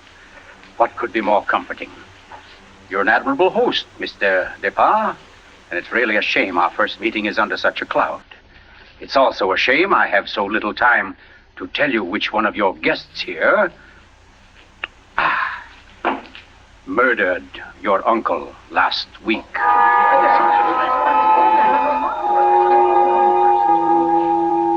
Now, let's see now. I believe we're all here. Your wife, your friend, Mr. Stevens, Captain Brennan. Yes, and incidentally yourself. Just who did you say you were? Well, no wonder you've had so much difficulty with the case, Captain. My name is Cross, Gordon Cross, the writer. As a matter of fact, it's because of my just completed book, Poisoning Throughout the Ages, that I happen to be here now. And Ted Stevens there happens to be a member of the firm which publishes my work. I'd never seen him until tonight, but I've been told what happened. This afternoon, he began reading my manuscript for the first time on the train. The commuter's train, which every afternoon deposits him safely and soundly here in Crispin. I imagine he was halfway home by the time he finished the first chapter. Then he turned a page. Attached to the following leaf was a picture. And looking at it, the young man stiffened suddenly and all but cried out his shock. It was a picture of a young woman, and under it had been printed, famous poisoner Marie Dobré, 1676. Ted Stevens was looking at a picture of his own wife.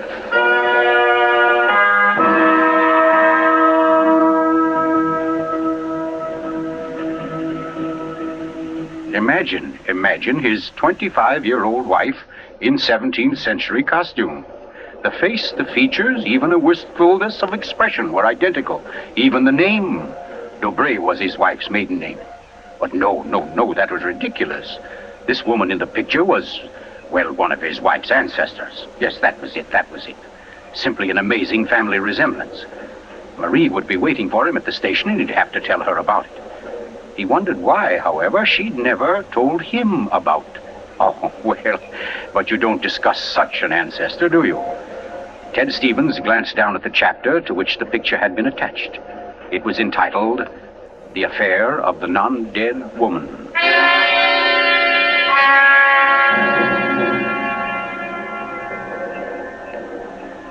Hello, Ted. Stevens was almost jolted from his seat. It was Dr. Weldon, professor of English at the college, an old friend of his. Quickly, he thrust the picture beneath the manuscript and moved over. Hi, I didn't see you, Doc. Well, here, have a seat. Oh, I thought maybe you were giving me the, what do they call it? The brush off? Oh, no, say, as a matter of fact, Doc, you're the one man I do want to see. Yeah? Very flattering. Remember those discussions we used to have about murders? Better than bridge anytime. Well, I got the idea that you made sort of a hobby out of the old cases, the historical ones. Well, I've studied quite a number of them, yes. Ever hear of a woman named Marie Dobré? Marie Dobré? Marie Dobré. Oh, yes. That was her maiden name, of course. One of the finest specialists in arsenic poisoning you could ever hope to find. Oh, we're almost at our station, Ted. Let's get to the door. Yes, a real charmer Marie was. Must have disposed of 100 husbands, lovers, suitors, and just plain friends before she was caught. What happened to her, Doc? She was beheaded and burned. Crispin!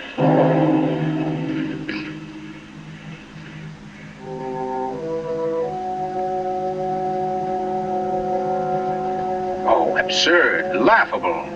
Ted Stevens kept saying this to himself, and yet what he knew was a foolish dread followed him straight through the small suburban station and clung to him as he reached the street. And there in the roadster was Marie, leaning toward him a little to hold the door open and smiling at him. Oh, Ted, what on earth are you staring at? That streetlight shining on your hair. I like that. Oh, you're tight. Come on, get in the car. Then, like a wisp of smoke, it was gone. The whole ridiculous fear, the delusion.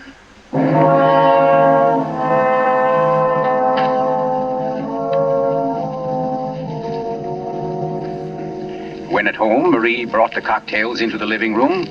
The logs were burning brightly in the fireplace, throwing a soft, dancing glow upon a room that was darkening with dusk. To you, Marie. And to you, dear. As Stevens placed his glass down, he noticed the manuscript of my book. It was there on the table, right where he'd placed it when he first came in. Deliberately, he turned from it, and then turned back. The manuscript had been moved. Only an inch or so, but it had been moved. Keeping his back to his wife, he thumbed through that early chapter and discovered, just as he knew he would, that the photograph was gone. For a long moment, he thought of what to do. Then slowly, he turned around. This book by Cross I brought home. Yes? There was a story of poisoner in it. Rather funny. Her name happens to be the same as yours. Oh, your maiden name, that is.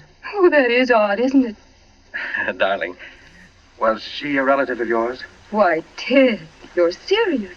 In a way, yes. Oh, I don't mean it's really important. It's just that, well, when you run across a person who's a dead ringer for your own wife and who lived 300 years ago and was a top-flight poisoner, well, you like to hear about it, that's all. What on earth are you talking about? Darling, be honest with me. Didn't you look at this manuscript when I was out of the room? No.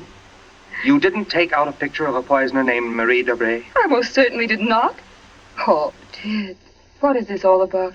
What are you getting at? Oh, just this. Somebody took that picture out of that manuscript since I've been home. Now, who's that? Well, I'll take a look. Wait, I don't feel like... Why, it's Mark Depart. Mark? Ted, wait a second. Yes? Ted, whatever it is he wants, promise you won't do it. Promise I won't do it? I mean, promise you won't get yourself involved. Please, Ted, don't go out tonight. Say, what in the world is... Well, anyway, we can't let him stay outside. Mark, how are you? Come on in. Thanks, Ted. Just thinking about giving you a call later. Oh, let me have your hat. Well, thanks. Marie, I hope you'll excuse me for popping in like this, but, well, I wanted to talk to Ted. It's rather important. Well, I don't mind at all. Come on, Mark. We'll step into the library. Oh, you mind, dear? Of course not, Ted. I'll be making the sandwiches for her. Oh, grab that chair in the corner, Mark. Well, let's hear it. What's the trouble? Ted, my Uncle Miles was murdered. Murdered? Oh, the talk hasn't reached you yet, but it's already started. Nothing definite, of course, just that there was something wrong about Uncle Miles' death. But I don't... Mark, are you sure of this? You know he was murdered? I don't know. Of course I don't. I just don't see how it could be any other way. Uncle Miles, you know, had been sick for quite a while, but last Saturday he seemed so much better that Miss Corbett, that was his nurse, decided to take the day off. And, oh, you know all this. You and Marie were over that afternoon.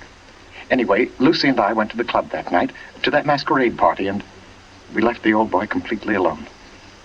I've cursed myself 1,000 times since. But what about your housekeeper, Mrs., what's her name? Henderson. Wasn't she around? Oh, sure. In that little house out in back. We told her to look in now and then, but, well, that wasn't good enough. It was after midnight when Lucy and I got back. Uncle Miles was dying. Ted, it looked exactly like one of his regular attacks. But then later, after he was gone, I happened to glance under the chest of drawers in his room. There was a small silver cup under there, almost drained, and Uncle Miles' cat. The cat was still warm, but quite dead. Oh. I managed to get the cat out of the house and buried without anyone seeing me. Next day, I had the contents of the cup analyzed. It was poison? Yes. Arsenic. Well, what do you want me to do? Help me open the crypt. What? I want to have a private autopsy performed. Help me get Uncle Miles' body out of that vault. Oh, I know it's a tough job. The thing is sealed solid, but we can do it. You mean without the police knowing about it? Without anybody knowing about it. Mrs. Henderson's visiting her sister, and I managed to send Lucy over to the club. You must be crazy. You're playing with dynamite, Mark. This is something you've got to tell the police now. I can't take that chance. But they'll have to know sometime. You're only I've delaying got to know first, I tell you. You don't understand, Ted. There was somebody in Uncle Miles' room that night, handing him something in a silver cup. Mrs. Henderson was on the porch by the window. She saw her. She saw her? Ted. She thinks it was my wife. Oh, Lucy. It doesn't mean anything to Mrs. Henderson yet, because she doesn't suspect anything, but, well, Ted, you've got to see why I've got to be sure, why I've got to know how Uncle Miles died. Because it wasn't Lucy, Ted. I know it wasn't. Of course not, Mark. She had an alibi. Well, she was with you at the club, wasn't she? Yes. Except for half an hour. I see. You'll help me, won't you, Ted? When do we start? As soon as you can make it. Okay. Come on now. I'll get your hat. You trot on ahead, and I'll come over as soon as I can see Marie. You're not going to tell her about this. Of course not. I'll think of something. Don't you worry about it. No, thanks, Ted. Thanks a lot. Marie? I'm coming. Darling, Mark asked me to... I know, Ted. Here, you better take these sandwiches with you. You'll be hungry. But you knew I was going out? Yes, I knew. You listened to us? I couldn't help it, Ted. I had an idea what Mark's visit was about. The talk about his uncle's death. There's a lot of gossip about it in the village. That's why I tried to tell you. Why I didn't want you to get mixed up in it. But it's too late now, isn't it? I mean, you're going. I can tell by the way you look. Ted, wait a second. There's just one thing I want to tell you before you leave. And that is that no matter what happens, no matter what you find or think or believe, I love you. You'll remember that, won't you? I'll remember you said so, Marie.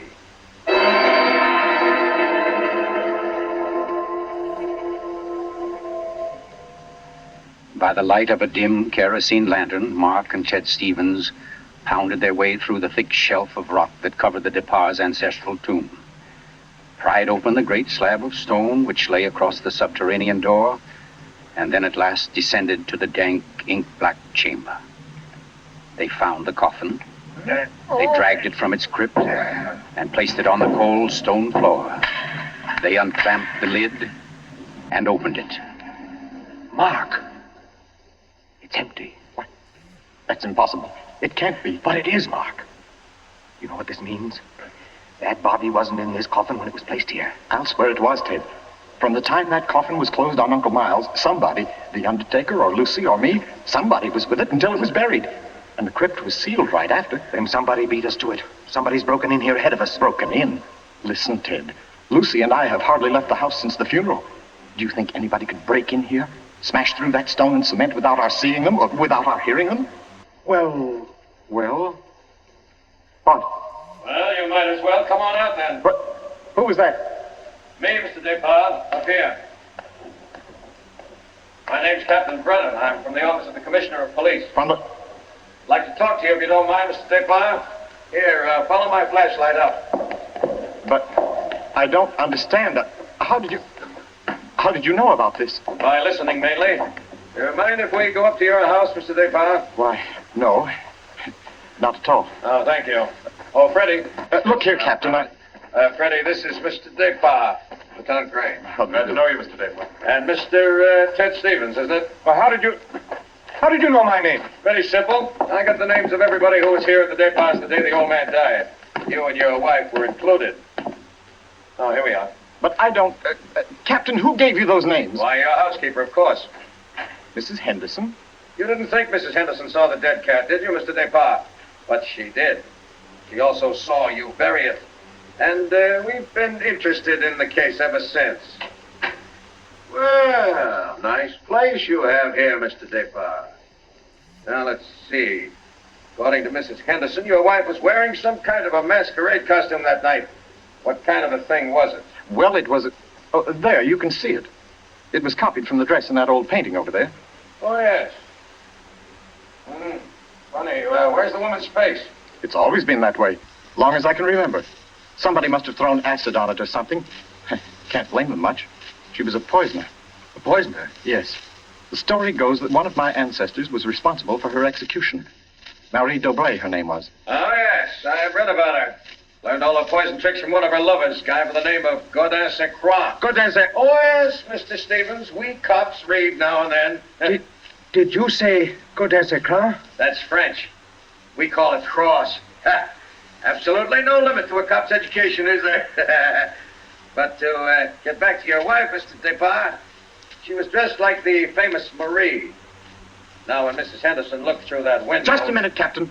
Mrs. Henderson can't prove she saw a thing, and you know it. What do you mean? I mean you haven't any right to insinuate that my wife was in that room. Well, who's insinuating? I'm trying to say that Mrs. Henderson, after thinking it over, realized that she was tricked by the costume. The woman she saw in the funny clothes, handing the cup of poison to your uncle, wasn't your wife at all. What? Because your wife is an unusually tall young woman. And the one Mrs. Henderson saw was fully half a head shorter. More on the order, let's say, of Mr. Stevens' wife. My wife? Captain, this is absolutely ridiculous. Well, I don't know. Why, what's the matter, Mr. Stevens? You're trembling like a leaf. Tell me now, just for fun, where was Mrs. Stevens that night? She was home. With me. The whole evening? Certainly. She retired early? Yes, we both did. You, I suppose, were sound asleep by midnight. Yes, I was. Then how do you know where your wife was? Well, Look here, Stevens. She had to have a costume that would match Mrs. Despas. How did she manage that? Where did she get it? Well, she never had one. She never had a dress like that. And what about her motive? Why did she poison him? I don't know. Not for money, certainly. Then what was it? Hate? Did she hate Miles Despas? Yes, she did. No. Oh, I don't know. I don't know, I tell you. Brown? Yes, Freddie. I phoned and got hold of Mrs. Despas, the nurse, all right. That Mrs. Stevens. Couldn't reach her. The phone won't answer. Okay, have her picked up. I'm going home. Stevens, come back here. I'm going to get my wife. Want me to stop him, Brennan? No, to go.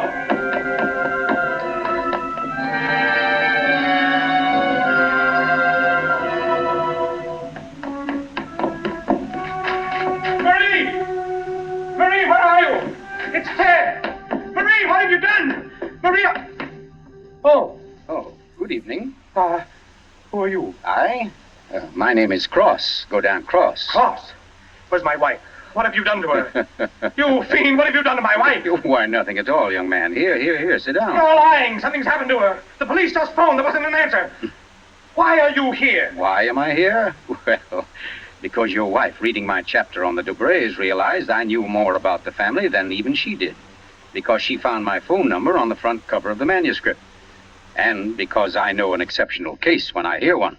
Does that answer your question? No, you know it doesn't. Can't you see I've got to know whether... Yeah, I see.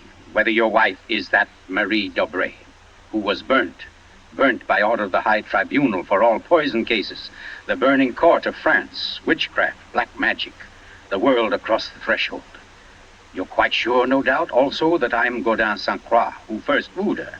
No, my boy. No, my real name happens to be, of all things, Tom Simpson. Most unsuitable for a distinguished writing career. And Marie Dobré is no more your wife's real name than mine is Godin Cross. What?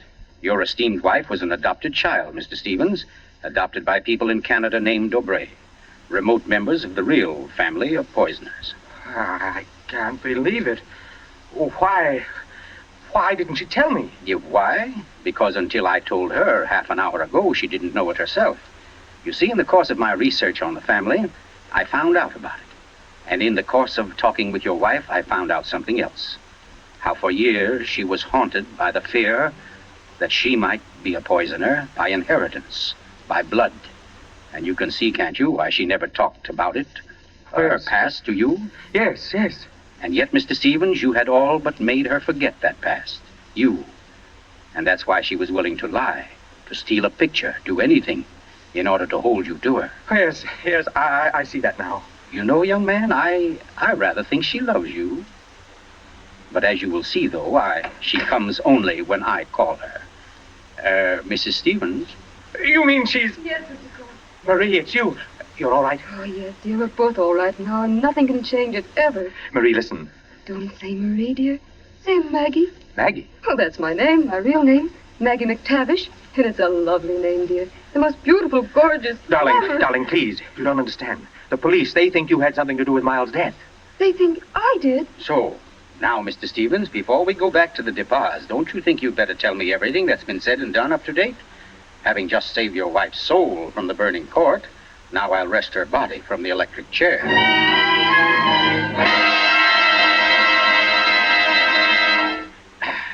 Yes, Mr. Depas, truly excellent sherry. Don't you think so, Miss Corbett? Yes. Yes, it's very nice. Well, that, ladies and gentlemen, is how I happen to be here. So let us consider first that supernatural hocus-pocus in the crypt. That body that walked out of the sealed tomb. That body that never was in the tomb. Never was in the tomb? No, Mr. Depas. The murderer knew that very soon Mrs. Henderson's story would bring about an investigation.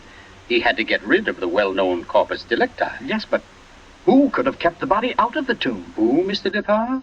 Why, you, sir. What? I don't understand. Well, it's very simple. You had the opportunity. I believe you said yourself you were alone with the body before the burial. And you had the strength. I dare say you carried it down to the furnace, where it's now probably nothing but ashes. Ridiculous.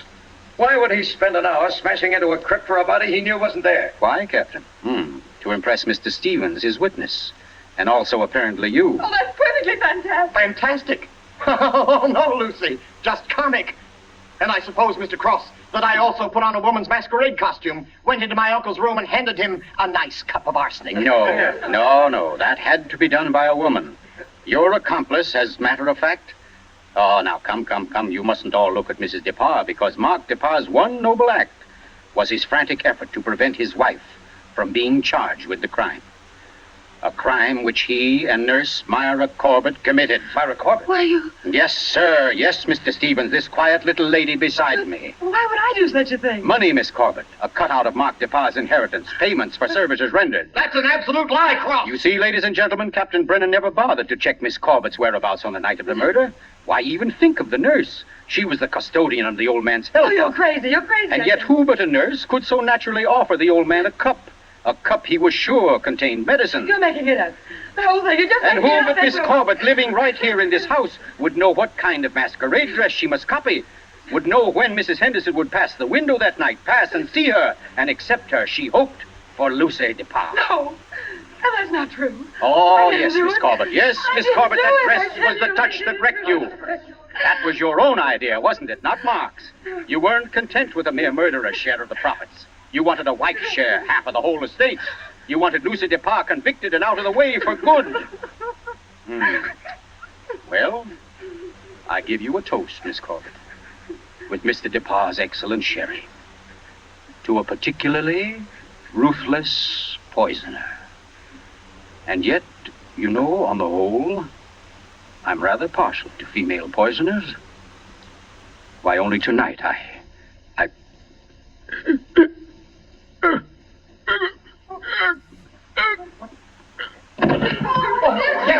Here, let me get to him. Mr. Cook, what's the matter, Brennan? This man's dead. Dead? Oh, he can't wait. And from cyanide, if I know anything. Cyanide from that glass of sherry. Cyanide that a nurse could get quite easily. That glass was right beside you, Miss Corbett, and nobody else was near it. Too bad he didn't drink it as soon as you hoped. A second ago, we had nobody to use against you. But we have now, Miss Corbett. We have now. And I arrest you for the murder of Gordon Cross. Now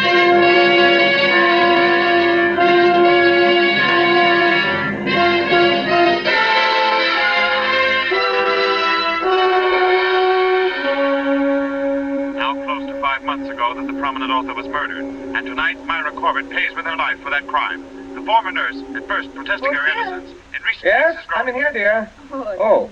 I thought you might... Oh, what did you cut it off for? Huh? What do you mean? The radio. Oh. Oh, yeah, well, I thought you wanted to talk. Poor Ted. Don't you think I know you better than that? What was on the radio? Well, there wasn't any... Okay. It was about Myra Corbett. She goes to the chair tonight. Oh, I didn't think you wanted to be reminded. I don't really. But making such an effort to hide it only keeps it alive, doesn't it? All right, darling. Know what I came in to ask? If you wanted a cocktail before dinner? The largest one you've got. Fine, I'll get out the ice cube. I know. If I'll fix up the fire. Okay, Maria. Where are some papers to start it? Right there by the bookcase. And the name's not Marie. It's Maggie. Because, darling, Marie's dead and gone forever.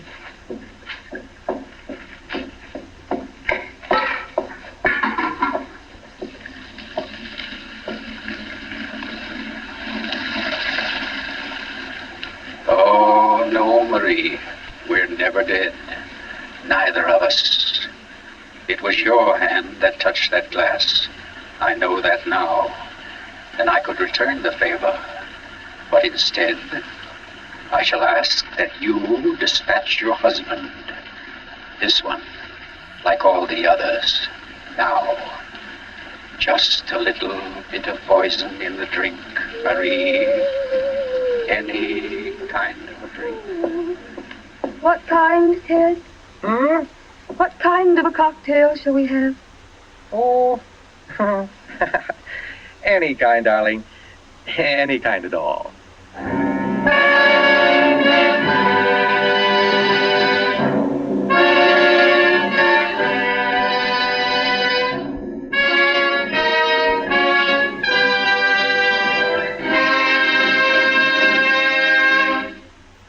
You've just heard The Burning Court from John Dixon Carr's famous novel, the first in Columbia's new series of outstanding classics and chills by world-famous authors.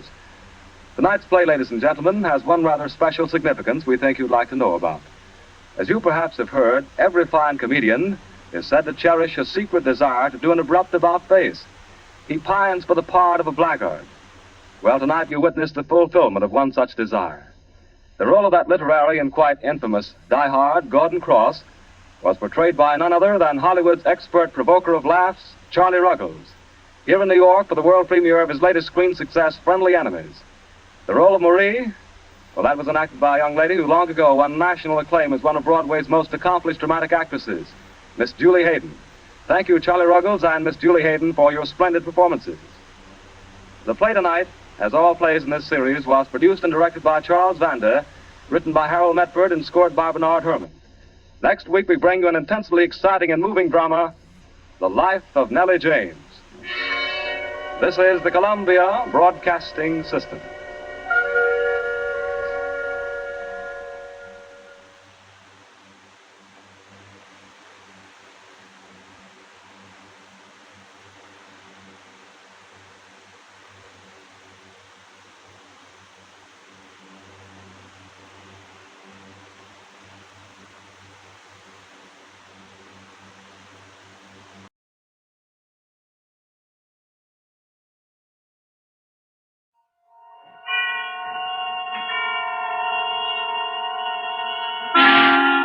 Suspense.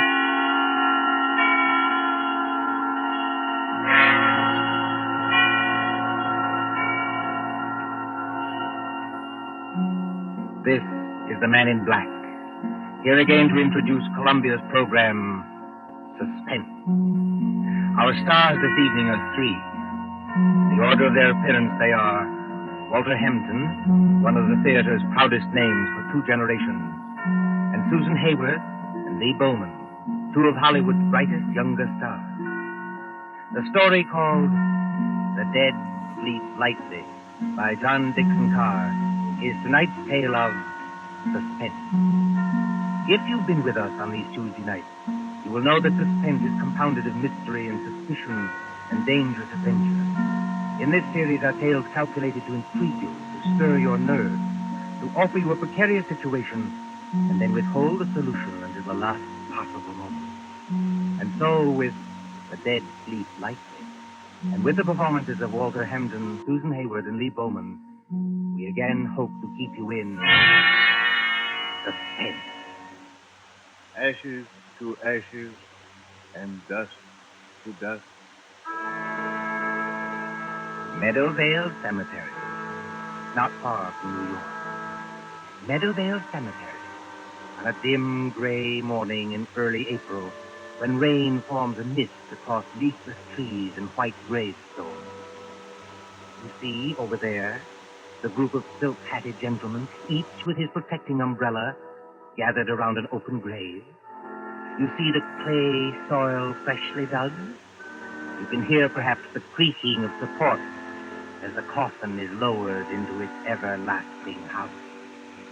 And the droning voice of the clergyman. I am the resurrection and the life, says the Lord. He that believeth on me, though he were dead, yet shall he live. Live? Quiet, Mr. Templeton, please. What's wrong with old Templeton? Please, sir, remember where you are. She's not alive, I tell you. She's not alive.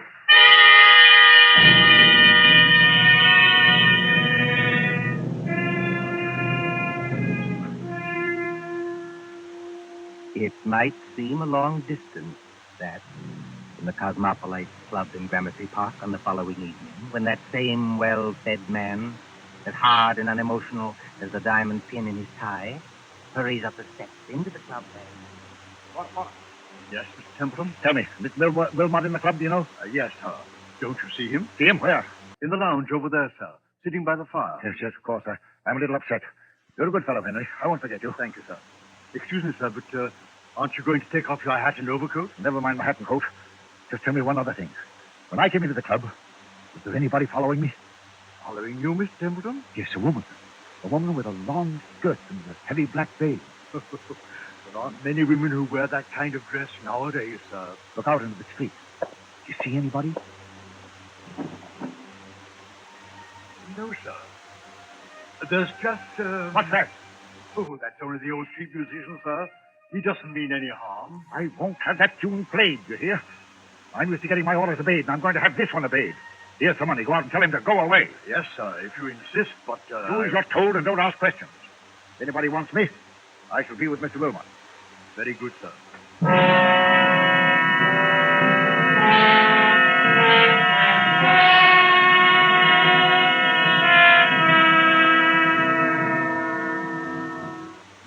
Good evening, Wilmot. Mind if I sit down for a minute? Not at all. Pull up a chair. Have some coffee? No, thanks. I'll get down to brass tacks right away. Yes, you always do. I've noticed that. Well, I'm a pretty self-sufficient kind of a fellow, Wilmot. I made a name for myself, even if I do stay it myself. But, well, the fact is, I need advice. A successful publisher asking advice from one of his own authors. That's something new, isn't it? Now, look here, Wilmot, I'm serious. All right, I take it back. What's on your mind? You've studied what we'll call the supernatural, haven't you? I've lectured and written books about it, yes. And did you ever meet a ghost? No, I can't say I ever did. Have you? It might only be my own imagination. Yes, that's what scares me. You get on in years and utterly hardened, don't take enough exercise, and think something ought to be done about your waistline, but you never bother. You see, Wilmot, I went to a funeral yesterday. You did? Whose funeral was it? The person who died has nothing to do with this. It was old Simpson of Harley and Son. We thought it was only decent to make up a party and go to the funeral. I took my secretary along, a girl named Molly Carroll. I'm leaving for Washington tomorrow. Besides, I'm moving house. So there was a lot of work to do. What I couldn't stand was that infernal cemetery in the rain. And we must have gone in by the wrong gate, because we were in a neglected, desolate part of the cemetery where the rank grass grew over the grave.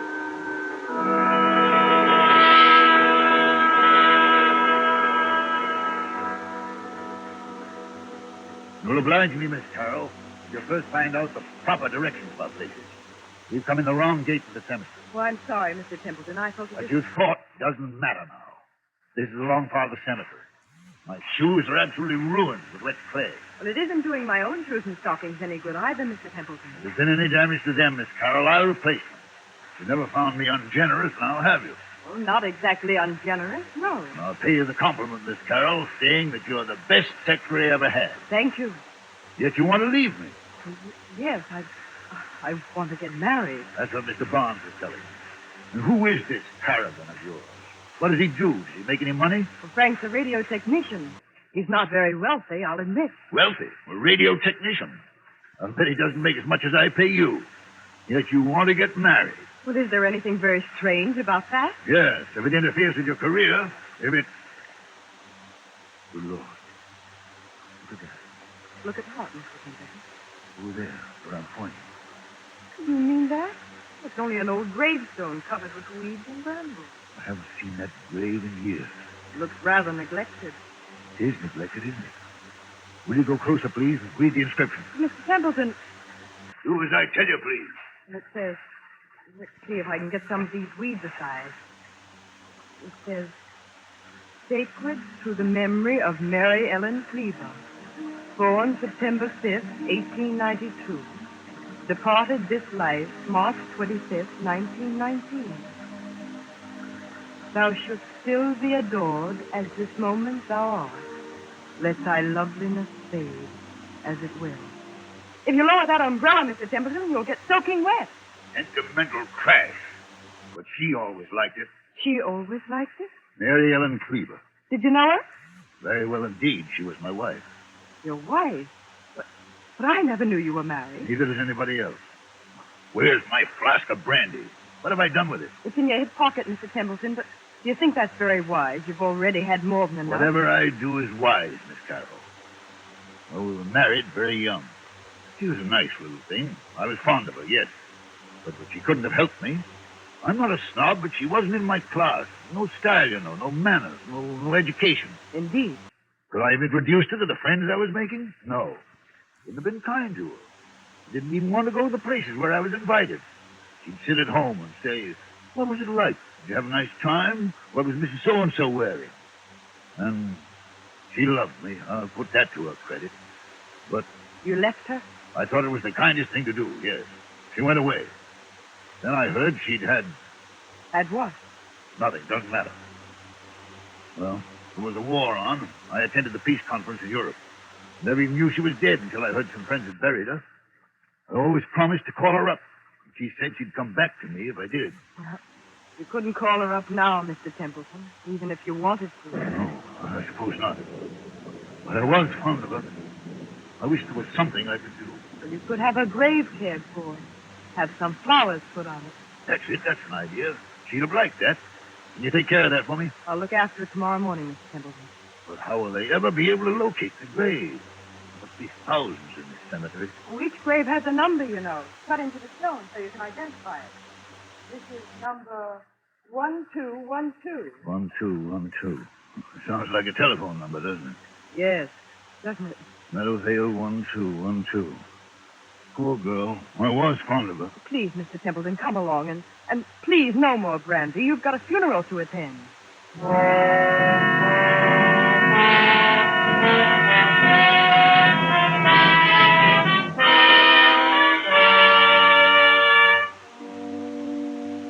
And then, Wilmot, the night came. And the horror. What horror? Take it easy, man. There's nothing to worry about. You were sitting here in the Cosmopolites Club. Yes, but I wasn't sitting in the club last night. I was on my way home. And why should that scare you? I don't know, but it did. I'd been jumpy all day. That infernal number kept running through my head. Meadowvale 1212. Have you ever seen my house? Yes, it's that big sham Gothic place on Riverside Drive, isn't it? Yes, big and dark and drafty like a mausoleum. I told you it was moving house to an apartment downtown. But there were some papers there. I had to get out of the safe in the library to take with me to Washington tomorrow. I knew the servants would be gone, of course. But I hoped Mrs. Bloom, that's my housekeeper, would still be there. Then I went up the park, about 6:30. Meadowvale 1212. Meadowvale 1212. Meadowvale 1212. Meadowvale 1212.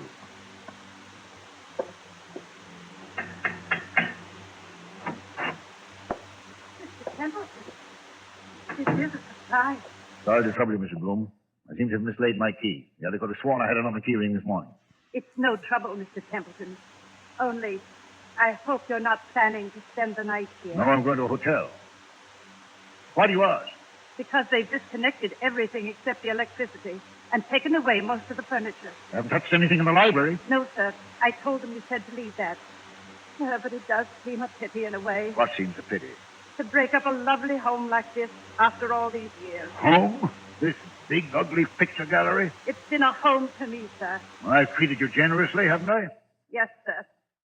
I'm sorry. I've got several hours' work to do, Mrs. Bloom. A whole safe full of papers to sort over. I'm going to the library and... What's that you're hiding behind your back? I'm not hiding anything, sir. All the same, what is it? It's only a music box, sir. I found it in the attic when the moving men were here. If I hadn't known there were, well, no ladies in your life, I'd have said it belongs to one of them. I love to hear them, sir. May I? Mrs. Bloom. Yes, sir. If you don't want me to smash that music box, turn it off. Yes, sir, I'm sure I never... I'm going to the library. If you can find any sandwiches and coffee, bring them. Yes, sir. Excuse me.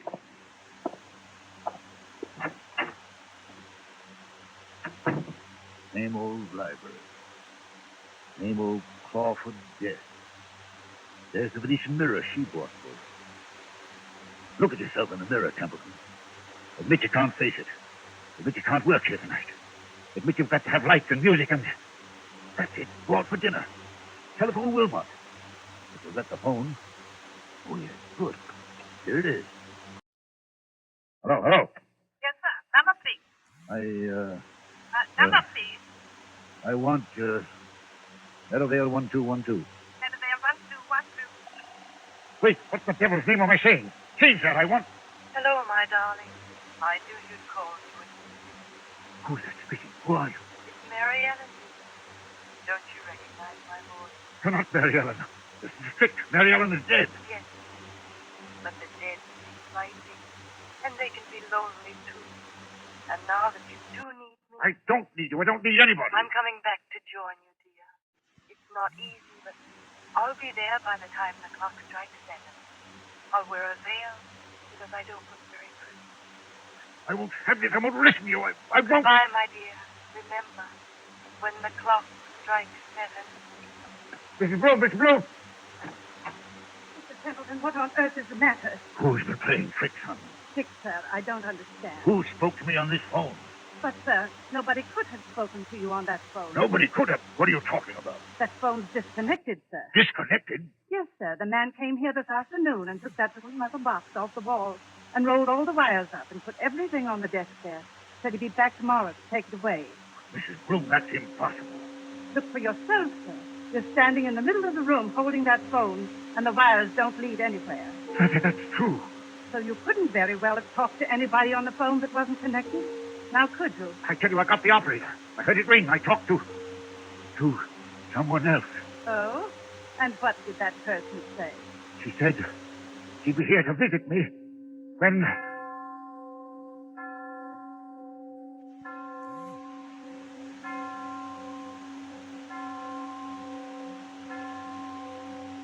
Mr. Templeton, what's the matter?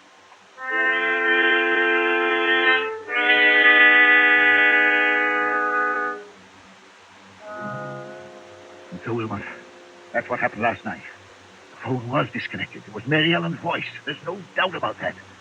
Am I out of my mind or what? Before I say anything about that, my friend. Well? Let's hear the end of your story. What did happen when the clock struck 7? I don't know. You don't know? No, I lost my head. Ran out of that house as though the devil were after me. Maybe he was. And since then? I spent the night at the hotel. Today, I've walked past that house 50 times, 100 times, trying to muster up enough nerve to go in. I couldn't do it, but I've got to go in there. Why? It's those papers I've got to take to Washington. Send somebody else to get them. I can't do that, Wilmot. It's confidential information for the government. I've thought of everything. I've even bought a revolver, see? For the love of heaven, man, put that gun away. You want the other club members to think you have gone insane? Then I thought of you. You know all the tricks of fake spiritualists. You've written about it and lectured about it. Which reminds me, by the way, that I'm lecturing before the Acropolis Club in about 20 minutes. You've got to break that engagement, Wilmot. Why? Because you're going with me to my house tonight, now. It's impossible, old man. Now sit quietly and listen to me. I'll go with you willingly, tomorrow morning. That's too late. I'm taking an early plane to Washington.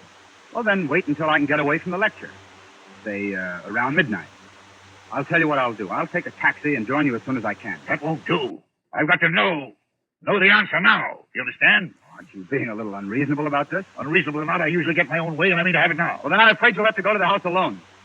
Besides. No, Wilmot. You worry me. You sit there puffing at that pipe and looking at me out of those queer eyes of yours like a young Satan. I've often wondered what you were really thinking about. Since you flatter my intelligence so much, I was wondering whether you'd been quite frank with me. Frank with you, how? About your late wife, Mary Ellen Cleaver. What about her? Well, after she left you, something happened that, you don't like to talk about. Was there, by any chance, a child, a son, for instance, or... Did you say a son? Yes. I don't know what you're talking about. Well, then let's agree not to understand each other, shall we? Now, are you coming with me or aren't you? I tell you, man, I'll get there as soon as I can. All I can think about is the wet red clay in that cemetery, and the dismal grave in the rain, and what her face might look like if she raised the veil. And what am I going to see in that house? What am I going to see in that house?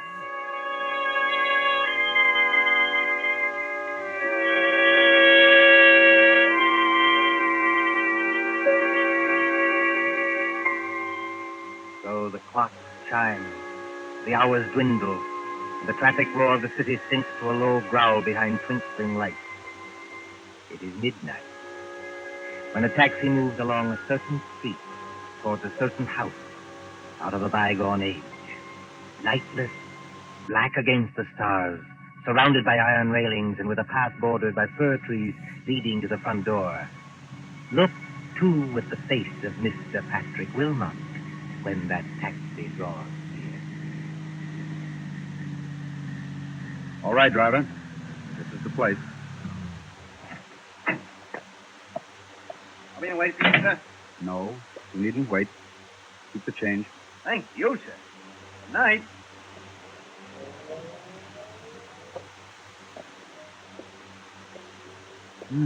So the front gate is open. And he did go in. And... I beg your pardon. I didn't mean to bump into you. Mr. Wilmot. You know who I am. Oh, yes. I've seen you several times in our office. I'm Molly Carroll, Mr. Templeton's secretary. What are you doing here? Well, it's Mr. Templeton. What about him? Well, that's what I want to know. I was out with Frank, that's my fiancé, and when I got home, the girl I room with said that Mr. Templeton had been phoning all evening. She said he sounded drunk or something. He wanted somebody to go with him to this house. Evidently, I wasn't the only person he applied to. Shall we go in? Yes, but the whole house is dark. Suppose he isn't there. He's there, all right. You don't know men like Bert Templeton. But I'll push the gate wider.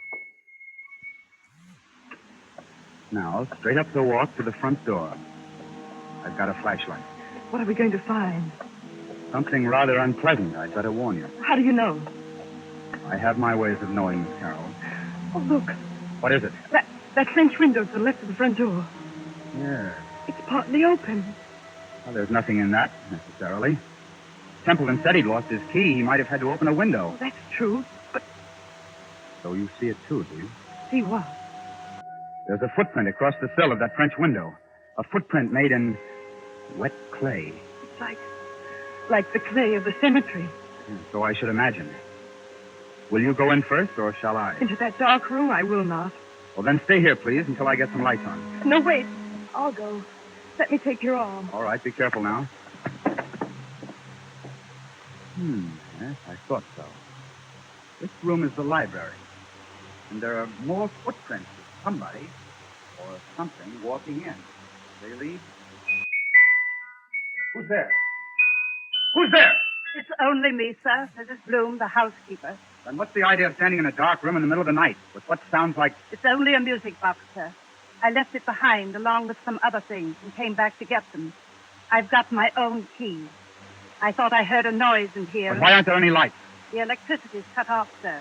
It was cut off today. I see. Yeah. Templeton is here, or was here. He must have had some kind of light. If I turn this flashlight on the desk, maybe... Be quiet, Miss Carroll. What is it, sir? I'm as blind as a bat without my glasses. Mr. Templeton. He's lying on the floor beside the desk. Oh, he isn't. No, he isn't dead. His face is the color of putty. I think he's had some kind of stroke. We'd better not take any chances. Mrs. Bloom, Yes, sir. get outside to the nearest telephone and call for an ambulance. Tell him it's an emergency case. You're Mr. Wilmot, aren't you? But what happened to him? Ask a dead woman. I beg your pardon. Never mind. Hurry. Of course I'll hurry, Mr. Wilmot. What are we going to do? Let's have a look around. Templeton seems to have been working at his papers by the light of a couple of candles, which somebody's blown out. We'll relight them. There's the desk with all the papers scattered round Mr. him. Wilmot, please. What happened to him? I'll tell you. As he sat there in the dim light of two candles, a ghostly figure appeared at that French window. It wore a long, old-fashioned skirt and a heavy black veil to hide the face. It walked toward Templeton, tracking graveyard clay. It stretched its arms to him like this. Keep away from me, please. Templeton couldn't stand it. He collapsed. And now, before the old housekeeper returns, would you care to hear how the whole trick was worked? Trick? What trick? Have you heard about the ghost voice that talked on a disconnected telephone? Oh, yes. Yes, he said something about it this morning, but I thought he wasn't himself. He wasn't, but he heard it. Remember Mrs. Bloom's story about the telephone man? Yes.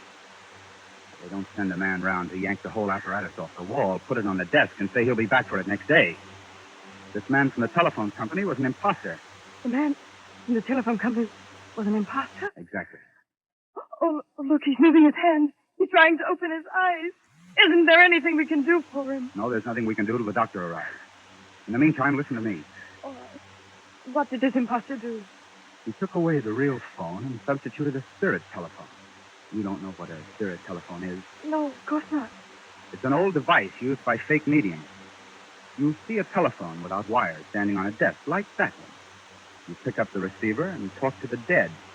Of course, you never really talk into the phone at all. But if you don't talk into the phone, then... Fixed underneath the desk is a tiny microphone with hidden wires leading to another room in the same house.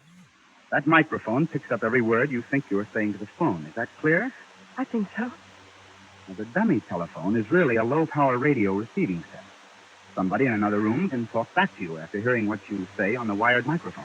Then, Mr. Templeton... If Templeton hadn't rung Meadowvale 1212, then rest assured that same number would have rung him. Well, then the scheme couldn't fail either way.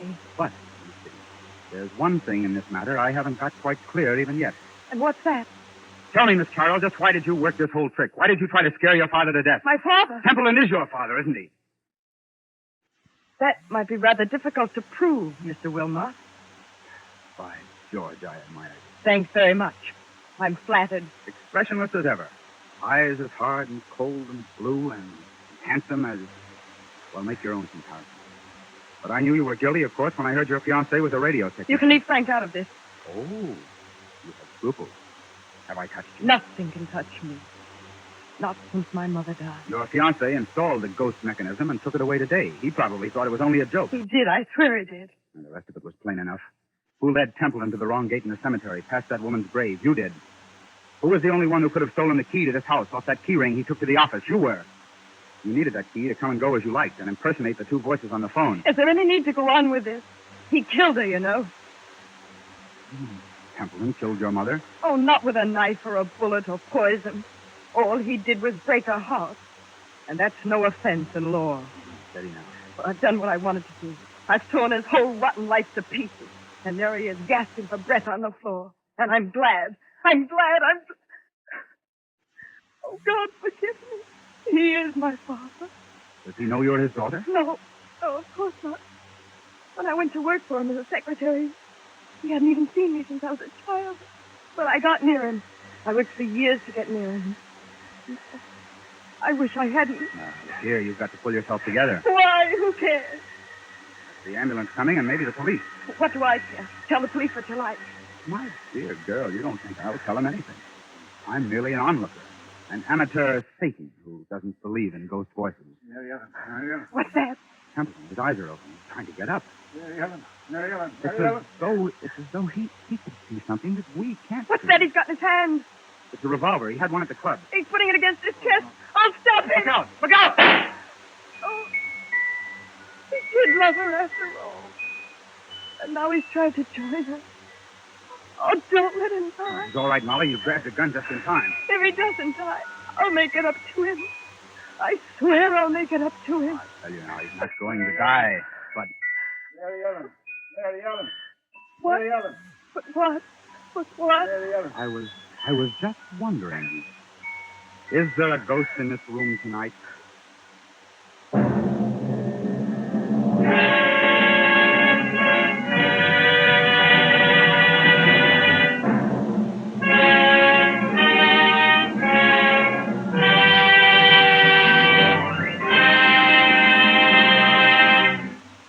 And so closes The Dead Sleep Lightly, starring Walter Hamden, Susan Hayward, and Lee Bowman. Tonight's tale of Suspense. This is your narrator, the man in black, who conveys to you Columbia's invitation to spend this half hour in suspense with us again next Tuesday. Miss Hayward appeared through the courtesy of Paramount Pictures, and Mr. Bowman appears through the courtesy of Metro-Goldwyn-Mayer Studios. William Spear, the producer, John Dietz, the director, Bernard Herrmann, the composer-conductor, and John Dixon Carr, the author, collaborated on tonight's Suspense.